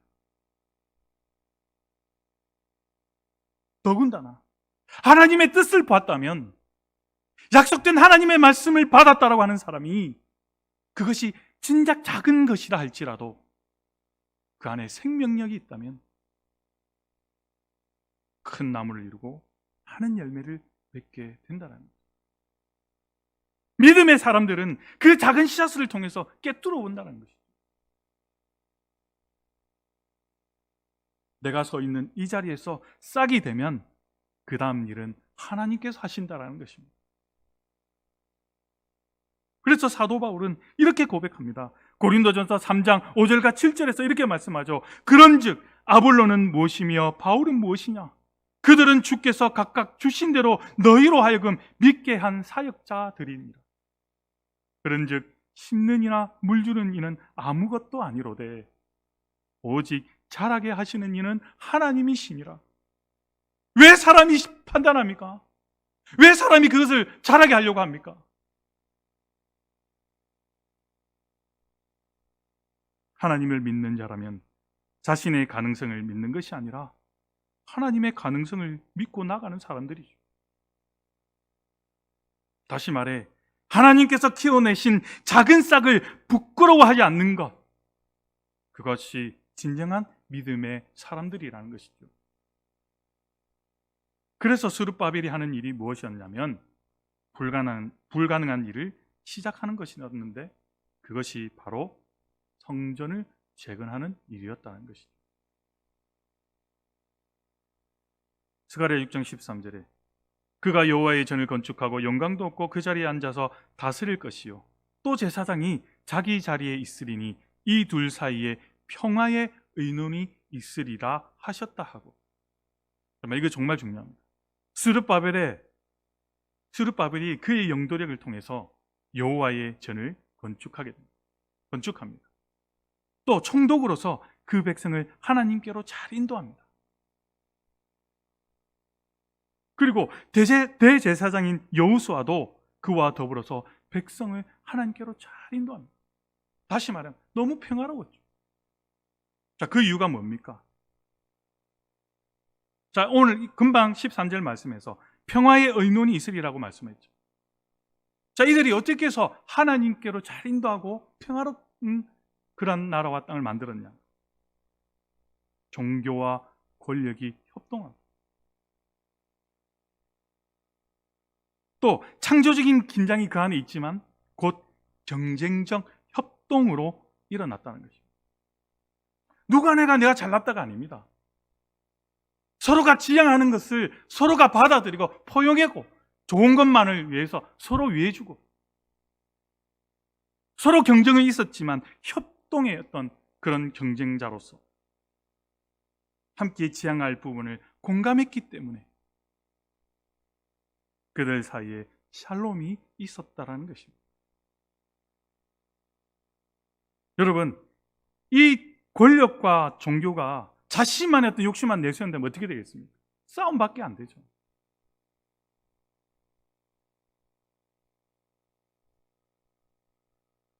함께 두 가지의 이 역할을 너무 잘 조율하고 함께 지향할 부분을 공감하며 서로 양보하고 허용했기 때문에 그들 사이에 샬롬이 있었다는 것이죠.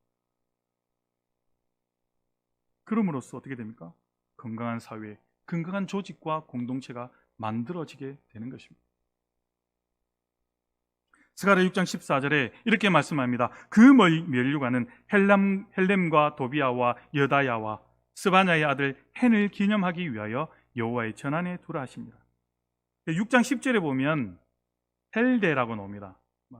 지금 14절에서는 갑자기 이름이 바뀌어서 헬렘이라고 하고, 그럼 10절에 보면 헨을 요시아라고 합니다. 이름이 바뀌었습니다.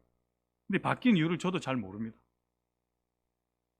여하튼 그들의 헌신을 기념하기 위해 그 면류관을 성전에 잘 두라고 그렇게 이야기하는 것이죠.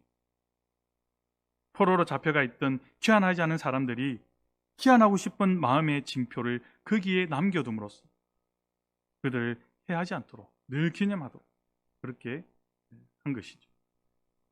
자, 마지막으로 6장 15절에 이렇게 말씀합니다. 먼데 사람들이 와서 여호와의 전을 건축하리니 만군의 여호와께서 나를 너희에게 보내신 줄을 너희가 알리라. 너희가 만일 너희의 하나님 여호와의 말씀을 들을진대 이같이 되리라. 자, 먼데 있는 사람들은 즉 포로 생활을 하는 사람들을 가리킵니다. 그 사람들이 돌아와서 하나님의 전을 짓게 될 것인데 정말 백성들이 필요한 것이 무엇이냐? 이 말씀에 보면 하나님에 대한 신뢰가 적극적으로 필요하다는 것을 말해주고 있습니다. 사랑하는 여러분, 작은 시작을 부끄러워하지 않을 때 내가 심은 것을 내가 거둬야 하는 것이 문제이겠지만 내가 심고 거두지 못해도 내가 심은 씨가 생명력이 있다면 누군가는 반드시 누릴 것이다라는 믿음을 가져야 한다는 것이죠. 왜? 자라나게 하는 것은 하나님이시기 때문입니다. 그래서 우리가 어떤 사람을 전도하면 막 전전긍긍합니다. 막 화도 냅니다. 왜 이 사람은 그렇게 하면 안 되죠. 하나님이 자라게 하십니다. 우리는 그냥 그들에게 기회를 주는 거죠. 우리의 삶이 신앙생활이 이 구리산과 같이 딱딱한 불모의 땅이라 할지라도 하나님은 새로운 역사를 시작하시고 삭을 통하여 그 땅을 비옥하게 바꾸기 시작한다라는 믿음을 가지고 그렇게 승리하시는 우리 성도님들의 삶, 가정, 이웃, 또 사랑하는 우리 평화교회가 되기를 주님의 이름으로 간절히 축원합니다. 여러분들 혹시 꿈이라든지 아니면 환상이라든지 보신 적이 있습니까? 제가 이제 한창 젊을 때, 지금도 젊지만은 돈을 가지고 많이 놀 때, 사고를 많이 치고 있을 때 빚도 많이 졌죠. 그래서 술값 때문에 이 유흥비에 다 탕진하고 나서 술값 때문에 어려운 적이 있습니다. 그때마다 밤에 꿈을 꿨던 적이 어떤 꿈이었냐면 땅을 파면 무조건 돈이 나오는 거예요. 그래서 나는 나중에 부자가 되겠다 했는데 알고 보니까 이제 왜 인터넷 검색하면 돈을 이제 땅을 팔면 돈이 나온다 이런 꿈을 이제 검색해 보니까 돈 종류의 꿈을 검색해 보니까 걱정과 근심이 많은 사람이 그런 꿈을 꾼다 하더라고요. 그래서 아니나 다를까 제가 지금 현재 그때 상황에서는 빚이 많았죠. 그래서 아마 그런 꿈을 꾼 것 같습니다.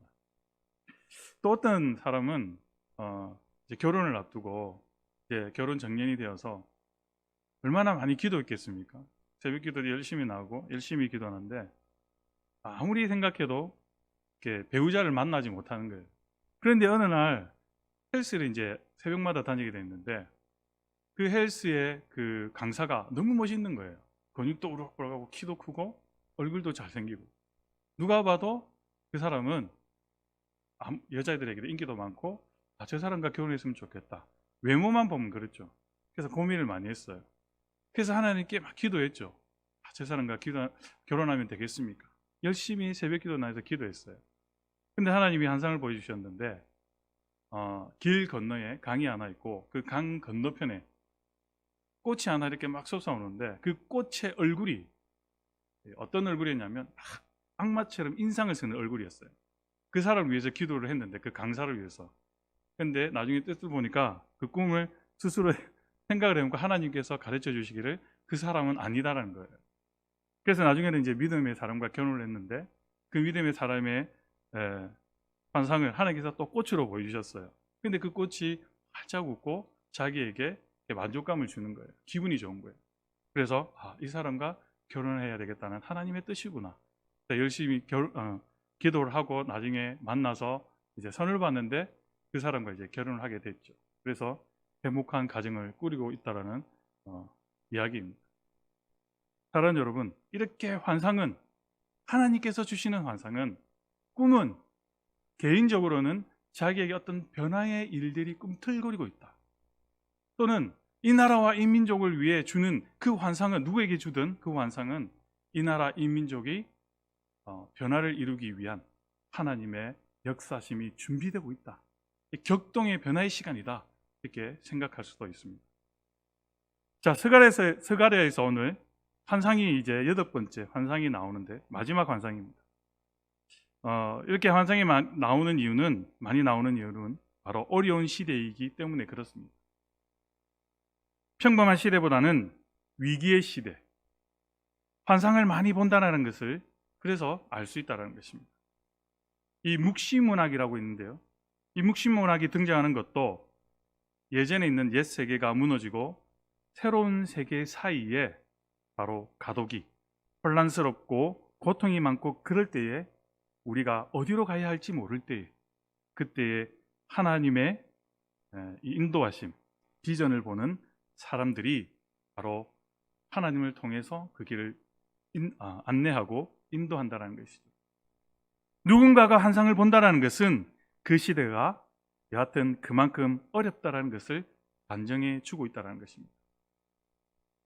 스가랴 시대에도 이 포로 생활에서 귀환한 이 공동체들이 너무 어려운 경제적 이 어려움과 또는 정신적으로 침체되어져 가고 또 신앙적으로는 그 정체성이 무너지고 있는 가운데 이런 어려움을 겪고 있을 때 하나님이 그들을 어떤 방식으로 구원하시는지 그 구원의 섭리를 보여주시기 위해서 이런 환상과 비전을 통해 스가랴에게 많은 것으로 보여줬다는 것이죠.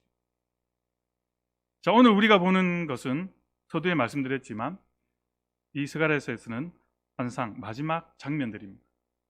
자, 스가랴서 6장 1절에 보게 되면 이렇게 말씀하죠. 내가 또 눈을 들어본즉 내 병거가 두 산 사이에서 나오는데 그 산은 구리산이더라 라고 말씀합니다.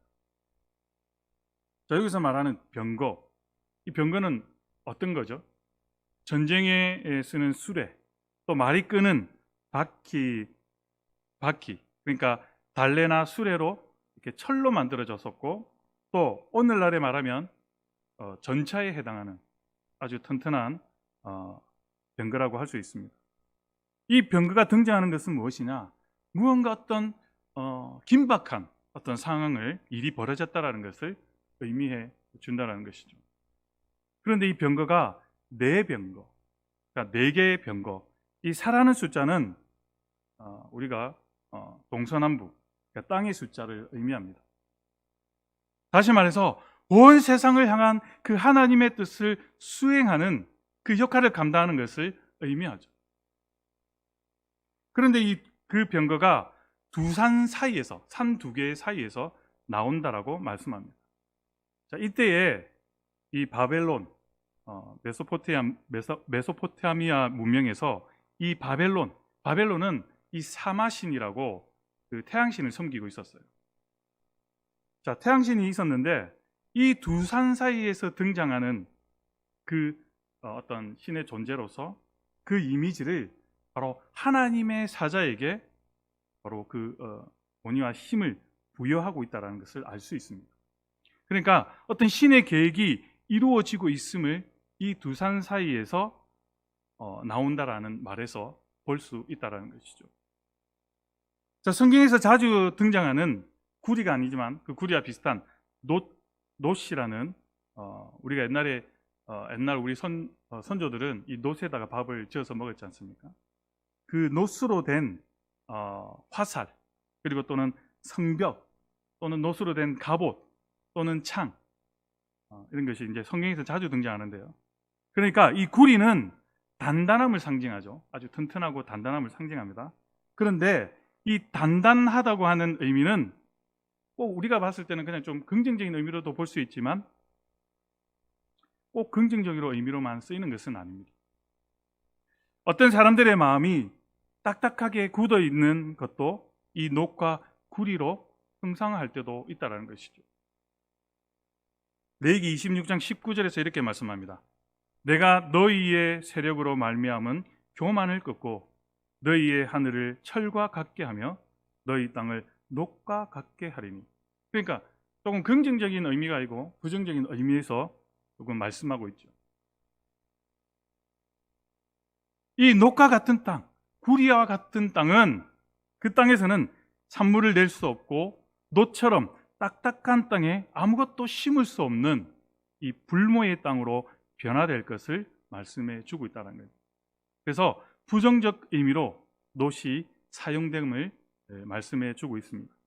예레미야 6장 28절에서도 그들은 다 심히 반역한 자며 비방하며 돌아다니는 자며 그들은 놋과 철이며 다 사악한 자라.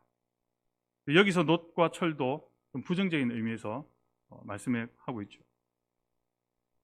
사람의 마음이 모두 다 부드러우면 얼마나 좋겠습니까?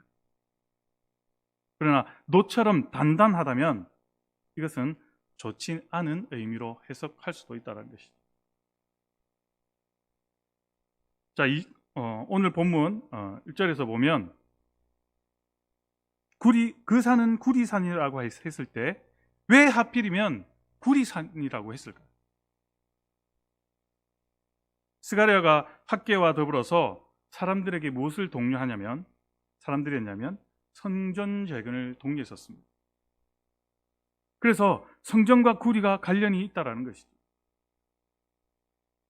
열왕기상 7장 21절에 보면 이 두 기둥을 성전의 주랑 앞에 세우되 오른쪽 기둥을 세우고 그 이름을 뭐라고 했죠? 야긴이라 하고 또 왼쪽의 기둥 이름을 세우고 그 이름을 뭐라고 했죠? 네, 보아스라고 했습니다. 솔로몬 성전에 구리로 만든 두 기둥을 세웠는데 그 이름이 하나는 야긴과 또 하나는 보아스였습니다. 야긴의 뜻은 그가 세우리라는 의미를 가지고 있고요. 보아스는 그가 능력이 있다라는 말씀입니다. 그러니까 하나님의 집은 하나님께서 세우시고 하나님은 능력 있는 존재이신데 구리처럼 단단하게 서 있는 하나님의 약속, 이것이 바로 야긴과 보아스입니다. 또 긍정적인 의미에서 쓰였죠.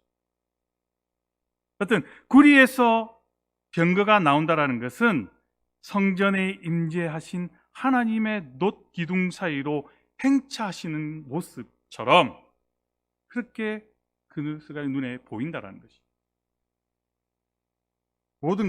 이 모든 것이 이 환상이 성전으로 이미지화하고 있음을 잘 보여주고 있습니다.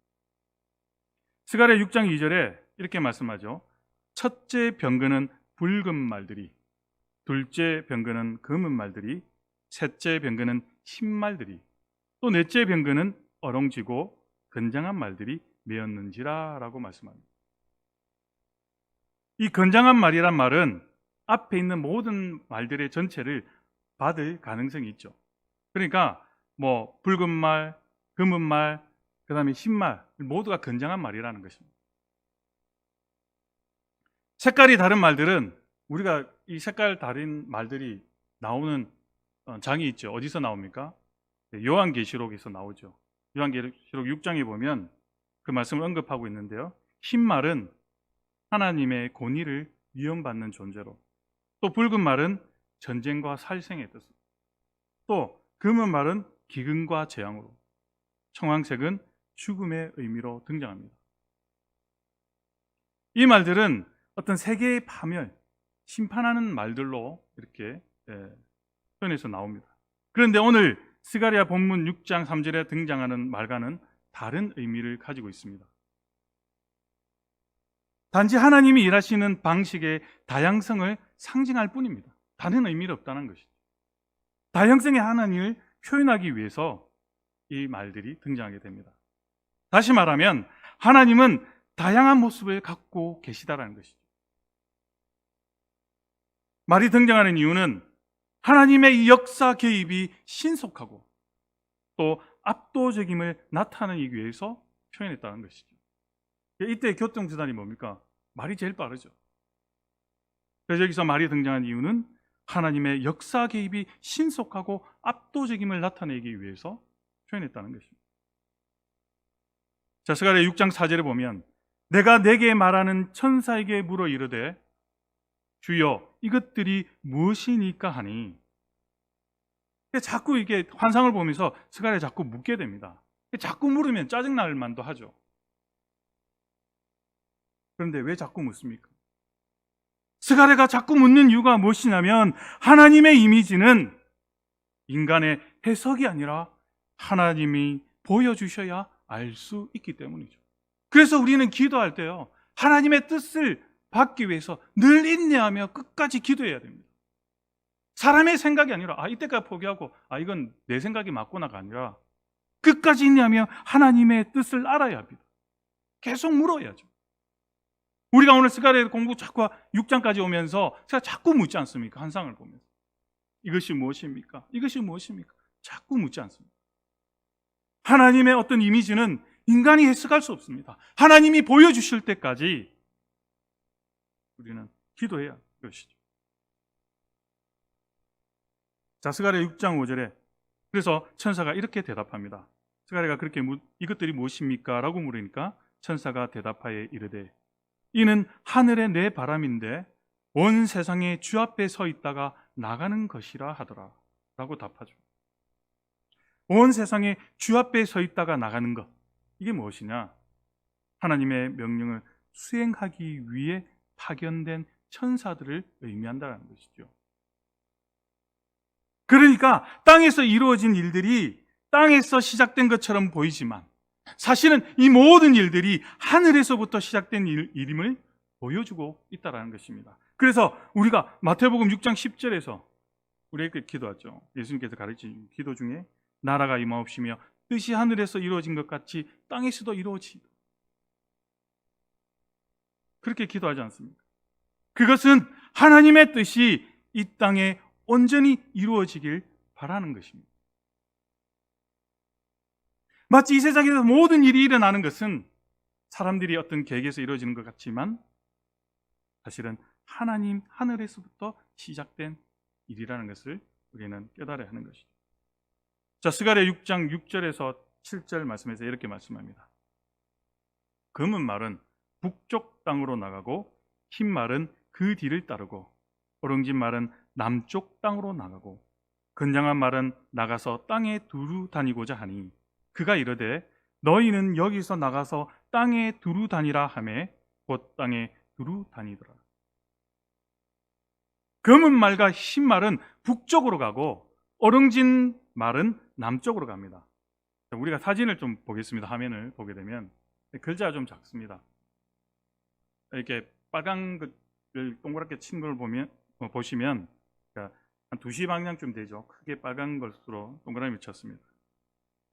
자, 이 이스라엘의 상황에서 북쪽은 2시 방향 쪽으로 빨간 동그라미는 원을 그린 것은 메소포타미아 문명, 즉 바벨론이고요. 남쪽 아래로 한 7시 방향 쪽에 파란색으로 동그랗게 된 그 원은 애굽입니다. 그러니까 이 이스라엘을 중심으로 2시 방향으로 북쪽으로, 그 다음에 7시 방향으로 남쪽 아래로 강대국들이 그 나라의 운명을 결정하는 것처럼 이렇게 보이죠. 그러니까 감싸고 있었습니다. 지금 우리나라가 뭐 위쪽으로는 중국이 있고 남쪽 밑으로는 일본이 있죠. 이 강대국 사이에 쌓여 있습니다. 하나님께서 그 강대한 나라들에 대한 심판을 이 천사들을 통해서 수행하신다라는 의미입니다. 그러니까 검은 말과 흰 말은 북쪽으로 가고 어릉진 말은 남쪽으로 가겠다는 거예요. 그러니까 세상은 하나님의 섭리대로 운영되고 있다는 사실입니다. 천사를 딱 동원시켜서 하나님께서 북쪽으로 남쪽으로 가게 하셔서 하나님의 그 섭리를 이제 이 천사를 통해서 일이 벌어지는 것이죠. 북쪽에 있는 저 메소포타미아 문명권에 있는 그들을 괴롭히고 있는 이 바벨론과 페르시아, 그리고 남쪽 아래로는 애굽이라는 세력이 있었습니다. 늘 이스라엘은 이 한복판에 끼어들어서 힘들어하고 있었습니다. 그런데 이 두 산 사이에, 그러니까 바벨론과 페르시아 그리고 이 애굽, 이 두 산 사이에서 나온 네 병거가 온 땅으로 파견되는데, 다시 말해서 하나님의 천사가 북쪽으로 남쪽으로 파견되는데 왜 그렇습니까? 왜 그렇게 파견하시고 일을 시작하십니까? 바로 하나님의 뜻을 수행하기 위해서 이 천사들이 북쪽으로 남쪽으로 파견이 되었습니다. 그러면 어떤 일을 했는지 이제 8절부터 살펴보겠습니다. 자, 스가랴 6장 8절에 보면 그가 내게 외쳐 말하여 이르되 북쪽으로 나간 자들이 북쪽에서 내 영을 쉬게 하였느니라 하더라. 자, 북쪽으로 나간 자가 아까 어떤 말이었습니까? 네, 검은 말과 흰 말이었습니다. 검은 말과 흰 말들이 북쪽에서 내 영을 쉬게 하였다라고 말씀하죠. 자, 이 뜻은 무슨 뜻이냐? 하나님께서 파견한 이 북쪽으로 간 천사들이 완벽한 수행에 안도의 숨을 내쉬는 하나님을 의미합니다.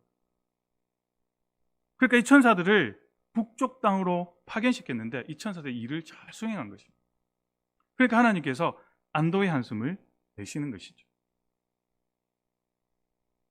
하나님께서도 이 말씀을 보면, 빗대서 보면 하나님께서도 세상의 일들 때문에 숨이 막힐 정도로 힘들어 하실 때도 있다는 것을 반증하고 있다는 말씀입니다. 우리가 잘 살아야 하나님께서도 평안하시다는 것입니다. 내 삶이 하나님의 뜻에서 벗어나 있으면 하나님도 우리를 향해서 전전긍긍하시고 답답해 하신다.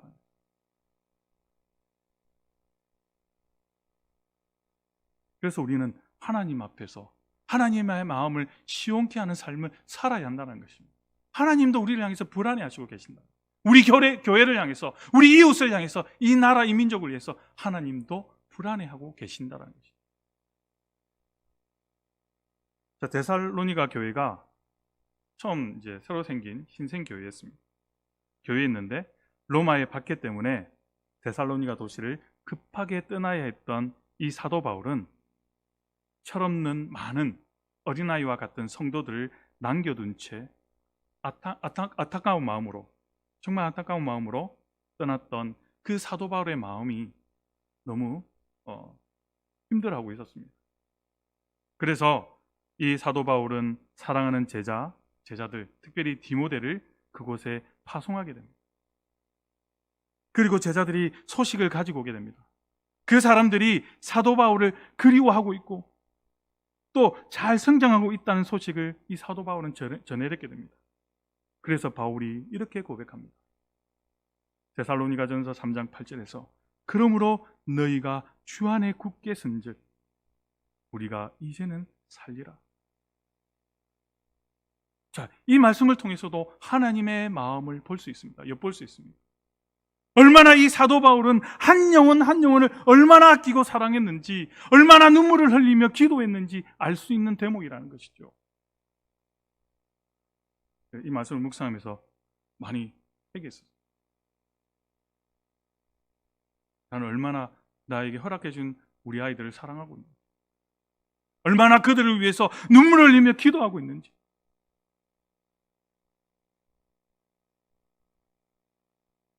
얼마나 사도 바울이 애를 태웠으면 이제는 내가 좀 살리라 라고 고백했습니까?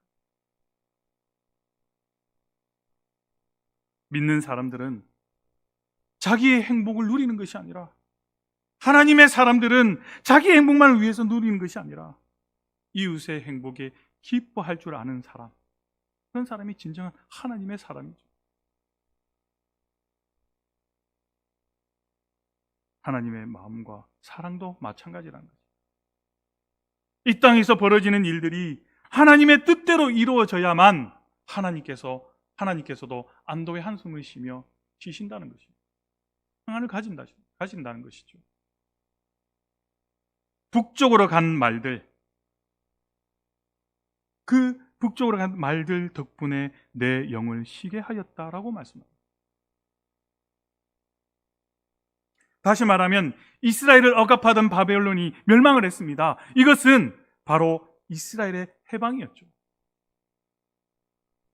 페르시아 고레스 왕을 통해서 해방이 이루어졌습니다. 결국 바벨론이 무너져서 시작된 것이 어떤 재건이었습니까? 성전 재건이었다는 거죠.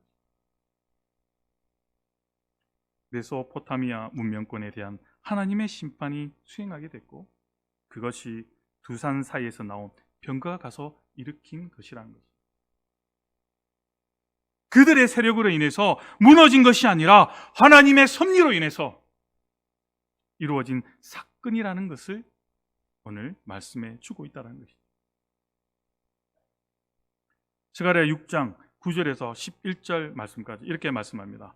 여호와의 말씀이 내게 임하여 이르시되 사로잡힌 자 가운데 바벨론에서부터 돌아온 헬대와 도비야와 여다야가 스바냐의 아들 요시아의 집에 들어갔나니 너는 이날에 그 집에 들어가서 그들에게서 받되 은과 금을 받아 면류관을 만들어 여호사닥의 아들 대제사장 여호수아의 머리에 세우고 라고 말씀합니다.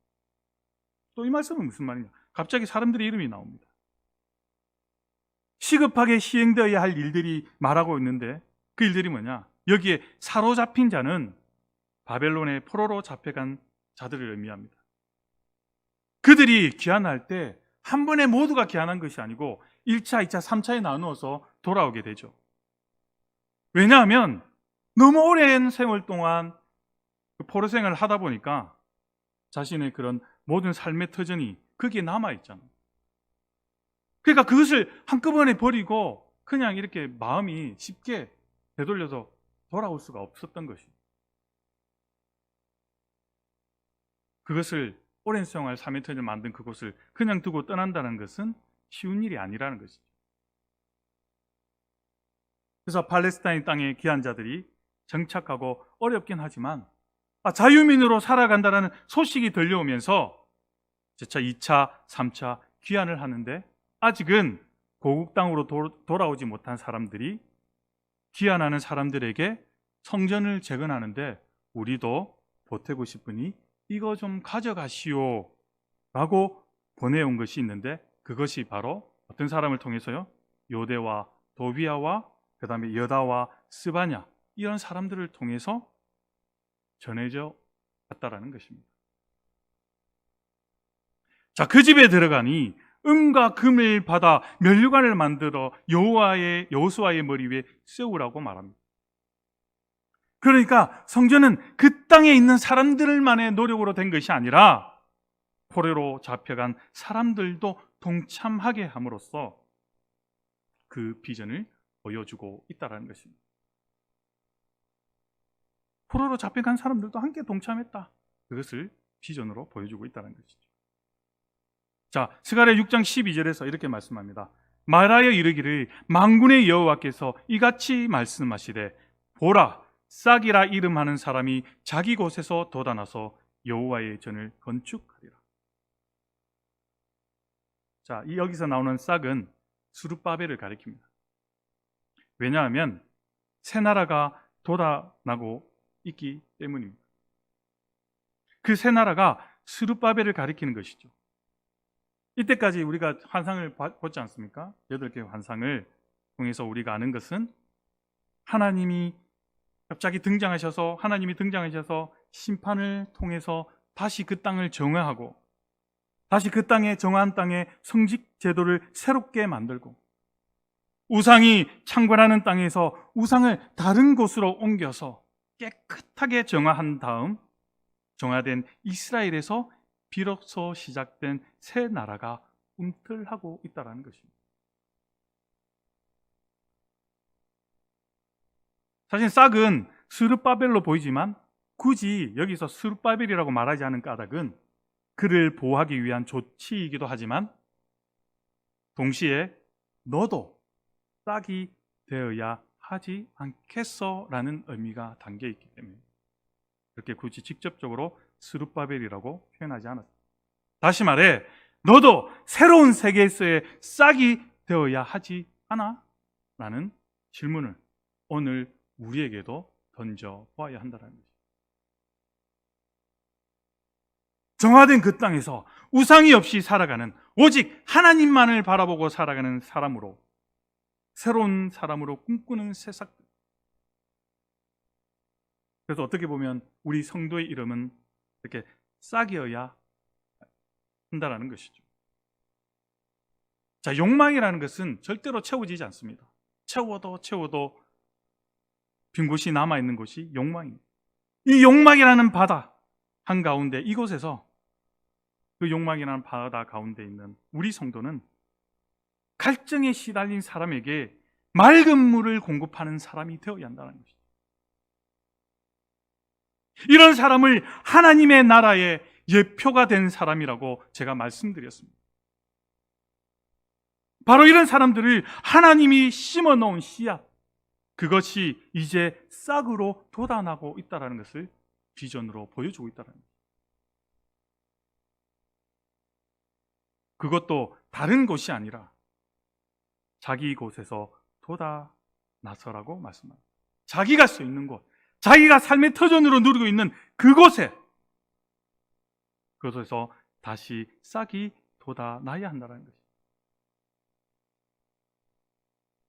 우리에게 주어진 자리, 내가 쓴 그 자리, 남의 자리 넘보지 말고 내가 이 선 자리에서 아름다워져야 한다는 것입니다. 내가 서 있는 이 삶의 자리에서 새싹처럼 돋아나는 존재가 되어야 한다는 것입니다. 자, PPT 두 번째 그림을 보겠습니다. 화면을 보시게 되면, 자, 이 나무가 세상에서 가장 오래된 나무래요. 이 나무의 이름이 뭔지 아십니까, 여러분은? 나무의 이름이 저도 처음 알았는데 무드셀라라는 나무입니다. 무드셀라가 969세 때 죽었죠. 그만큼 오래된 나무인데 이보다 나이가 더 많은 나무도 있어요. 이 나무의 나이가 그러니까 2021년도에 4,501살이 됐어요. 4,851살이 되었다고 합니다. 9,000살이 되는 나무도 있다고 하는데 그건 제가 잘 모르겠지만, 또 세계에서 가장 큰 나무 톨트리라는 나무가 있어요. 여러분들 사람이 대충 한 10명, 8명, 10명 정도 가까이 보이죠. 옆으로 쭉 섰는데 그만큼 크다는 것입니다. 이 나무의 높이가 어느 정도 되냐면 건물 37층, 길이는 110m 정도 된다고 합니다. 이 100m가 넘는 나무들이 이 주위에 많은데요. 어느 나무가 제일 크게 자라야 될지 더 지켜봐야 된다고 합니다. 그만큼 큰 나무죠. 자, 이 큰 나무들도요, 오래된 나무들도 처음 돋아날 때 작은 씨앗으로부터 시작한다는 것이죠. 아무리 몇천 살을 살아도, 몇천 년을 살아도, 아무리 큰 나무라 할지라도 그 작은 씨앗부터 시작된다는 것입니다.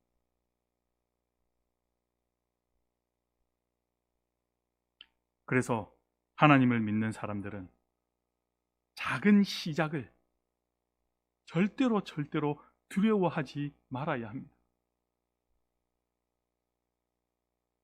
더군다나 하나님의 뜻을 봤다면, 약속된 하나님의 말씀을 받았다라고 하는 사람이 그것이 진작 작은 것이라 할지라도 그 안에 생명력이 있다면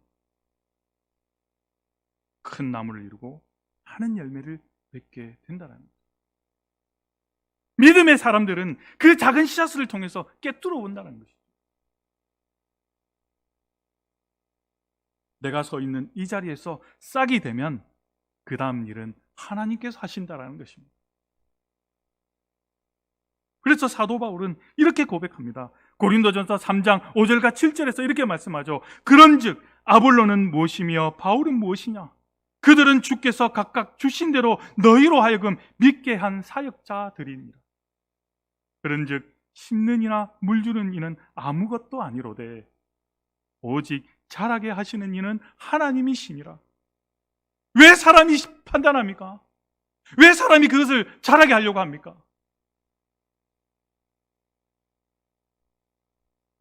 하나님을 믿는 자라면 자신의 가능성을 믿는 것이 아니라 하나님의 가능성을 믿고 나가는 사람들이죠. 다시 말해, 하나님께서 키워내신 작은 싹을 부끄러워하지 않는 것, 그것이 진정한 믿음의 사람들이라는 것이죠. 그래서 스룹바벨이 하는 일이 무엇이었냐면 불가능한 일을 시작하는 것이었는데, 그것이 바로 성전을 재건하는 일이었다는 것이죠. 스가랴 6장 13절에 그가 여호와의 전을 건축하고 영광도 없고 그 자리에 앉아서 다스릴 것이요 또 제사장이 자기 자리에 있으리니 이 둘 사이에 평화의 의논이 있으리라 하셨다 하고. 이거 정말 중요합니다. 스룹바벨이 그의 영도력을 통해서 여호와의 전을 건축합니다. 또 총독으로서 그 백성을 하나님께로 잘 인도합니다. 그리고 대제사장인 여호수아도 그와 더불어서 백성을 하나님께로 잘 인도합니다. 다시 말하면 너무 평화로웠죠. 자, 그 이유가 뭡니까? 자, 오늘 금방 13절 말씀에서 평화의 의논이 있으리라고 말씀했죠. 자, 이들이 어떻게 해서 하나님께로 잘 인도하고 평화로운 그런 나라와 땅을 만들었냐? 종교와 권력이 협동합니다. 또 창조적인 긴장이 그 안에 있지만 곧 경쟁적 협동으로 일어났다는 것입니다. 누가 내가 잘났다가 아닙니다. 서로가 지향하는 것을 서로가 받아들이고 포용하고 좋은 것만을 위해서 서로 위해주고, 서로 경쟁은 있었지만 협동의 어떤 그런 경쟁자로서 함께 지향할 부분을 공감했기 때문에 그들 사이에 샬롬이 있었다라는 것입니다. 여러분, 이 권력과 종교가 자신만의 어떤 욕심만 내세운다면 어떻게 되겠습니까? 싸움밖에 안 되죠.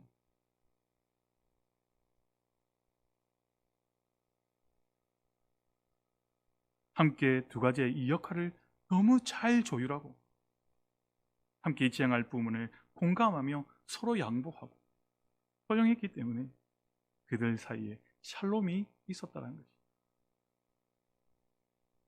그럼으로써 어떻게 됩니까? 건강한 사회, 건강한 조직과 공동체가 만들어지게 되는 것입니다. 스가랴 6장 14절에 이렇게 말씀합니다. 그 면류관은 헬렘과 도비아와 여다야와 스바냐의 아들 헨을 기념하기 위하여 여호와의 전 안에 두라 하십니다. 6장 10절에 보면 헬데라고 나옵니다. 지금 14절에서는 갑자기 이름이 바뀌어서 헬렘이라고 하고, 그다음 10절에 보면 헨을 요시아라고 합니다. 이름이 바뀌었습니다. 근데 바뀐 이유를 저도 잘 모릅니다. 여하튼 그들의 헌신을 기념하기 위해 그 면류관을 성전에 잘 두라고 그렇게 이야기하는 것이죠. 포로로 잡혀가 있던 귀환하지 않은 사람들이 귀환하고 싶은 마음의 징표를 거기에 남겨둠으로써 그들을 해하지 않도록 늘 기념하도록 그렇게 한 것이죠. 자, 마지막으로 6장 15절에 이렇게 말씀합니다. 먼데 사람들이 와서 여호와의 전을 건축하리니 만군의 여호와께서 나를 너희에게 보내신 줄을 너희가 알리라. 너희가 만일 너희의 하나님 여호와의 말씀을 들을진대 이같이 되리라. 자, 먼데 있는 사람들은 즉 포로 생활을 하는 사람들을 가리킵니다. 그 사람들이 돌아와서 하나님의 전을 짓게 될 것인데 정말 백성들이 필요한 것이 무엇이냐? 이 말씀에 보면 하나님에 대한 신뢰가 적극적으로 필요하다는 것을 말해주고 있습니다. 사랑하는 여러분, 작은 시작을 부끄러워하지 않을 때 내가 심은 것을 내가 거둬야 하는 것이 문제이겠지만 내가 심고 거두지 못해도 내가 심은 씨가 생명력이 있다면 누군가는 반드시 누릴 것이다라는 믿음을 가져야 한다는 것이죠. 왜? 자라나게 하는 것은 하나님이시기 때문입니다. 그래서 우리가 어떤 사람을 전도하면 막 전전긍긍합니다. 막 화도 냅니다. 왜 이 사람은 그렇게 하면 안 되죠. 하나님이 자라게 하십니다. 우리는 그냥 그들에게 기회를 주는 거죠. 우리의 삶이 신앙생활이 이 구리산과 같이 딱딱한 불모의 땅이라 할지라도 하나님은 새로운 역사를 시작하시고 삭을 통하여 그 땅을 비옥하게 바꾸기 시작한다라는 믿음을 가지고 그렇게 승리하시는 우리 성도님들의 삶, 가정, 이웃 또 사랑하는 우리 평화교회가 되기를 주님의 이름으로 간절히 축원합니다.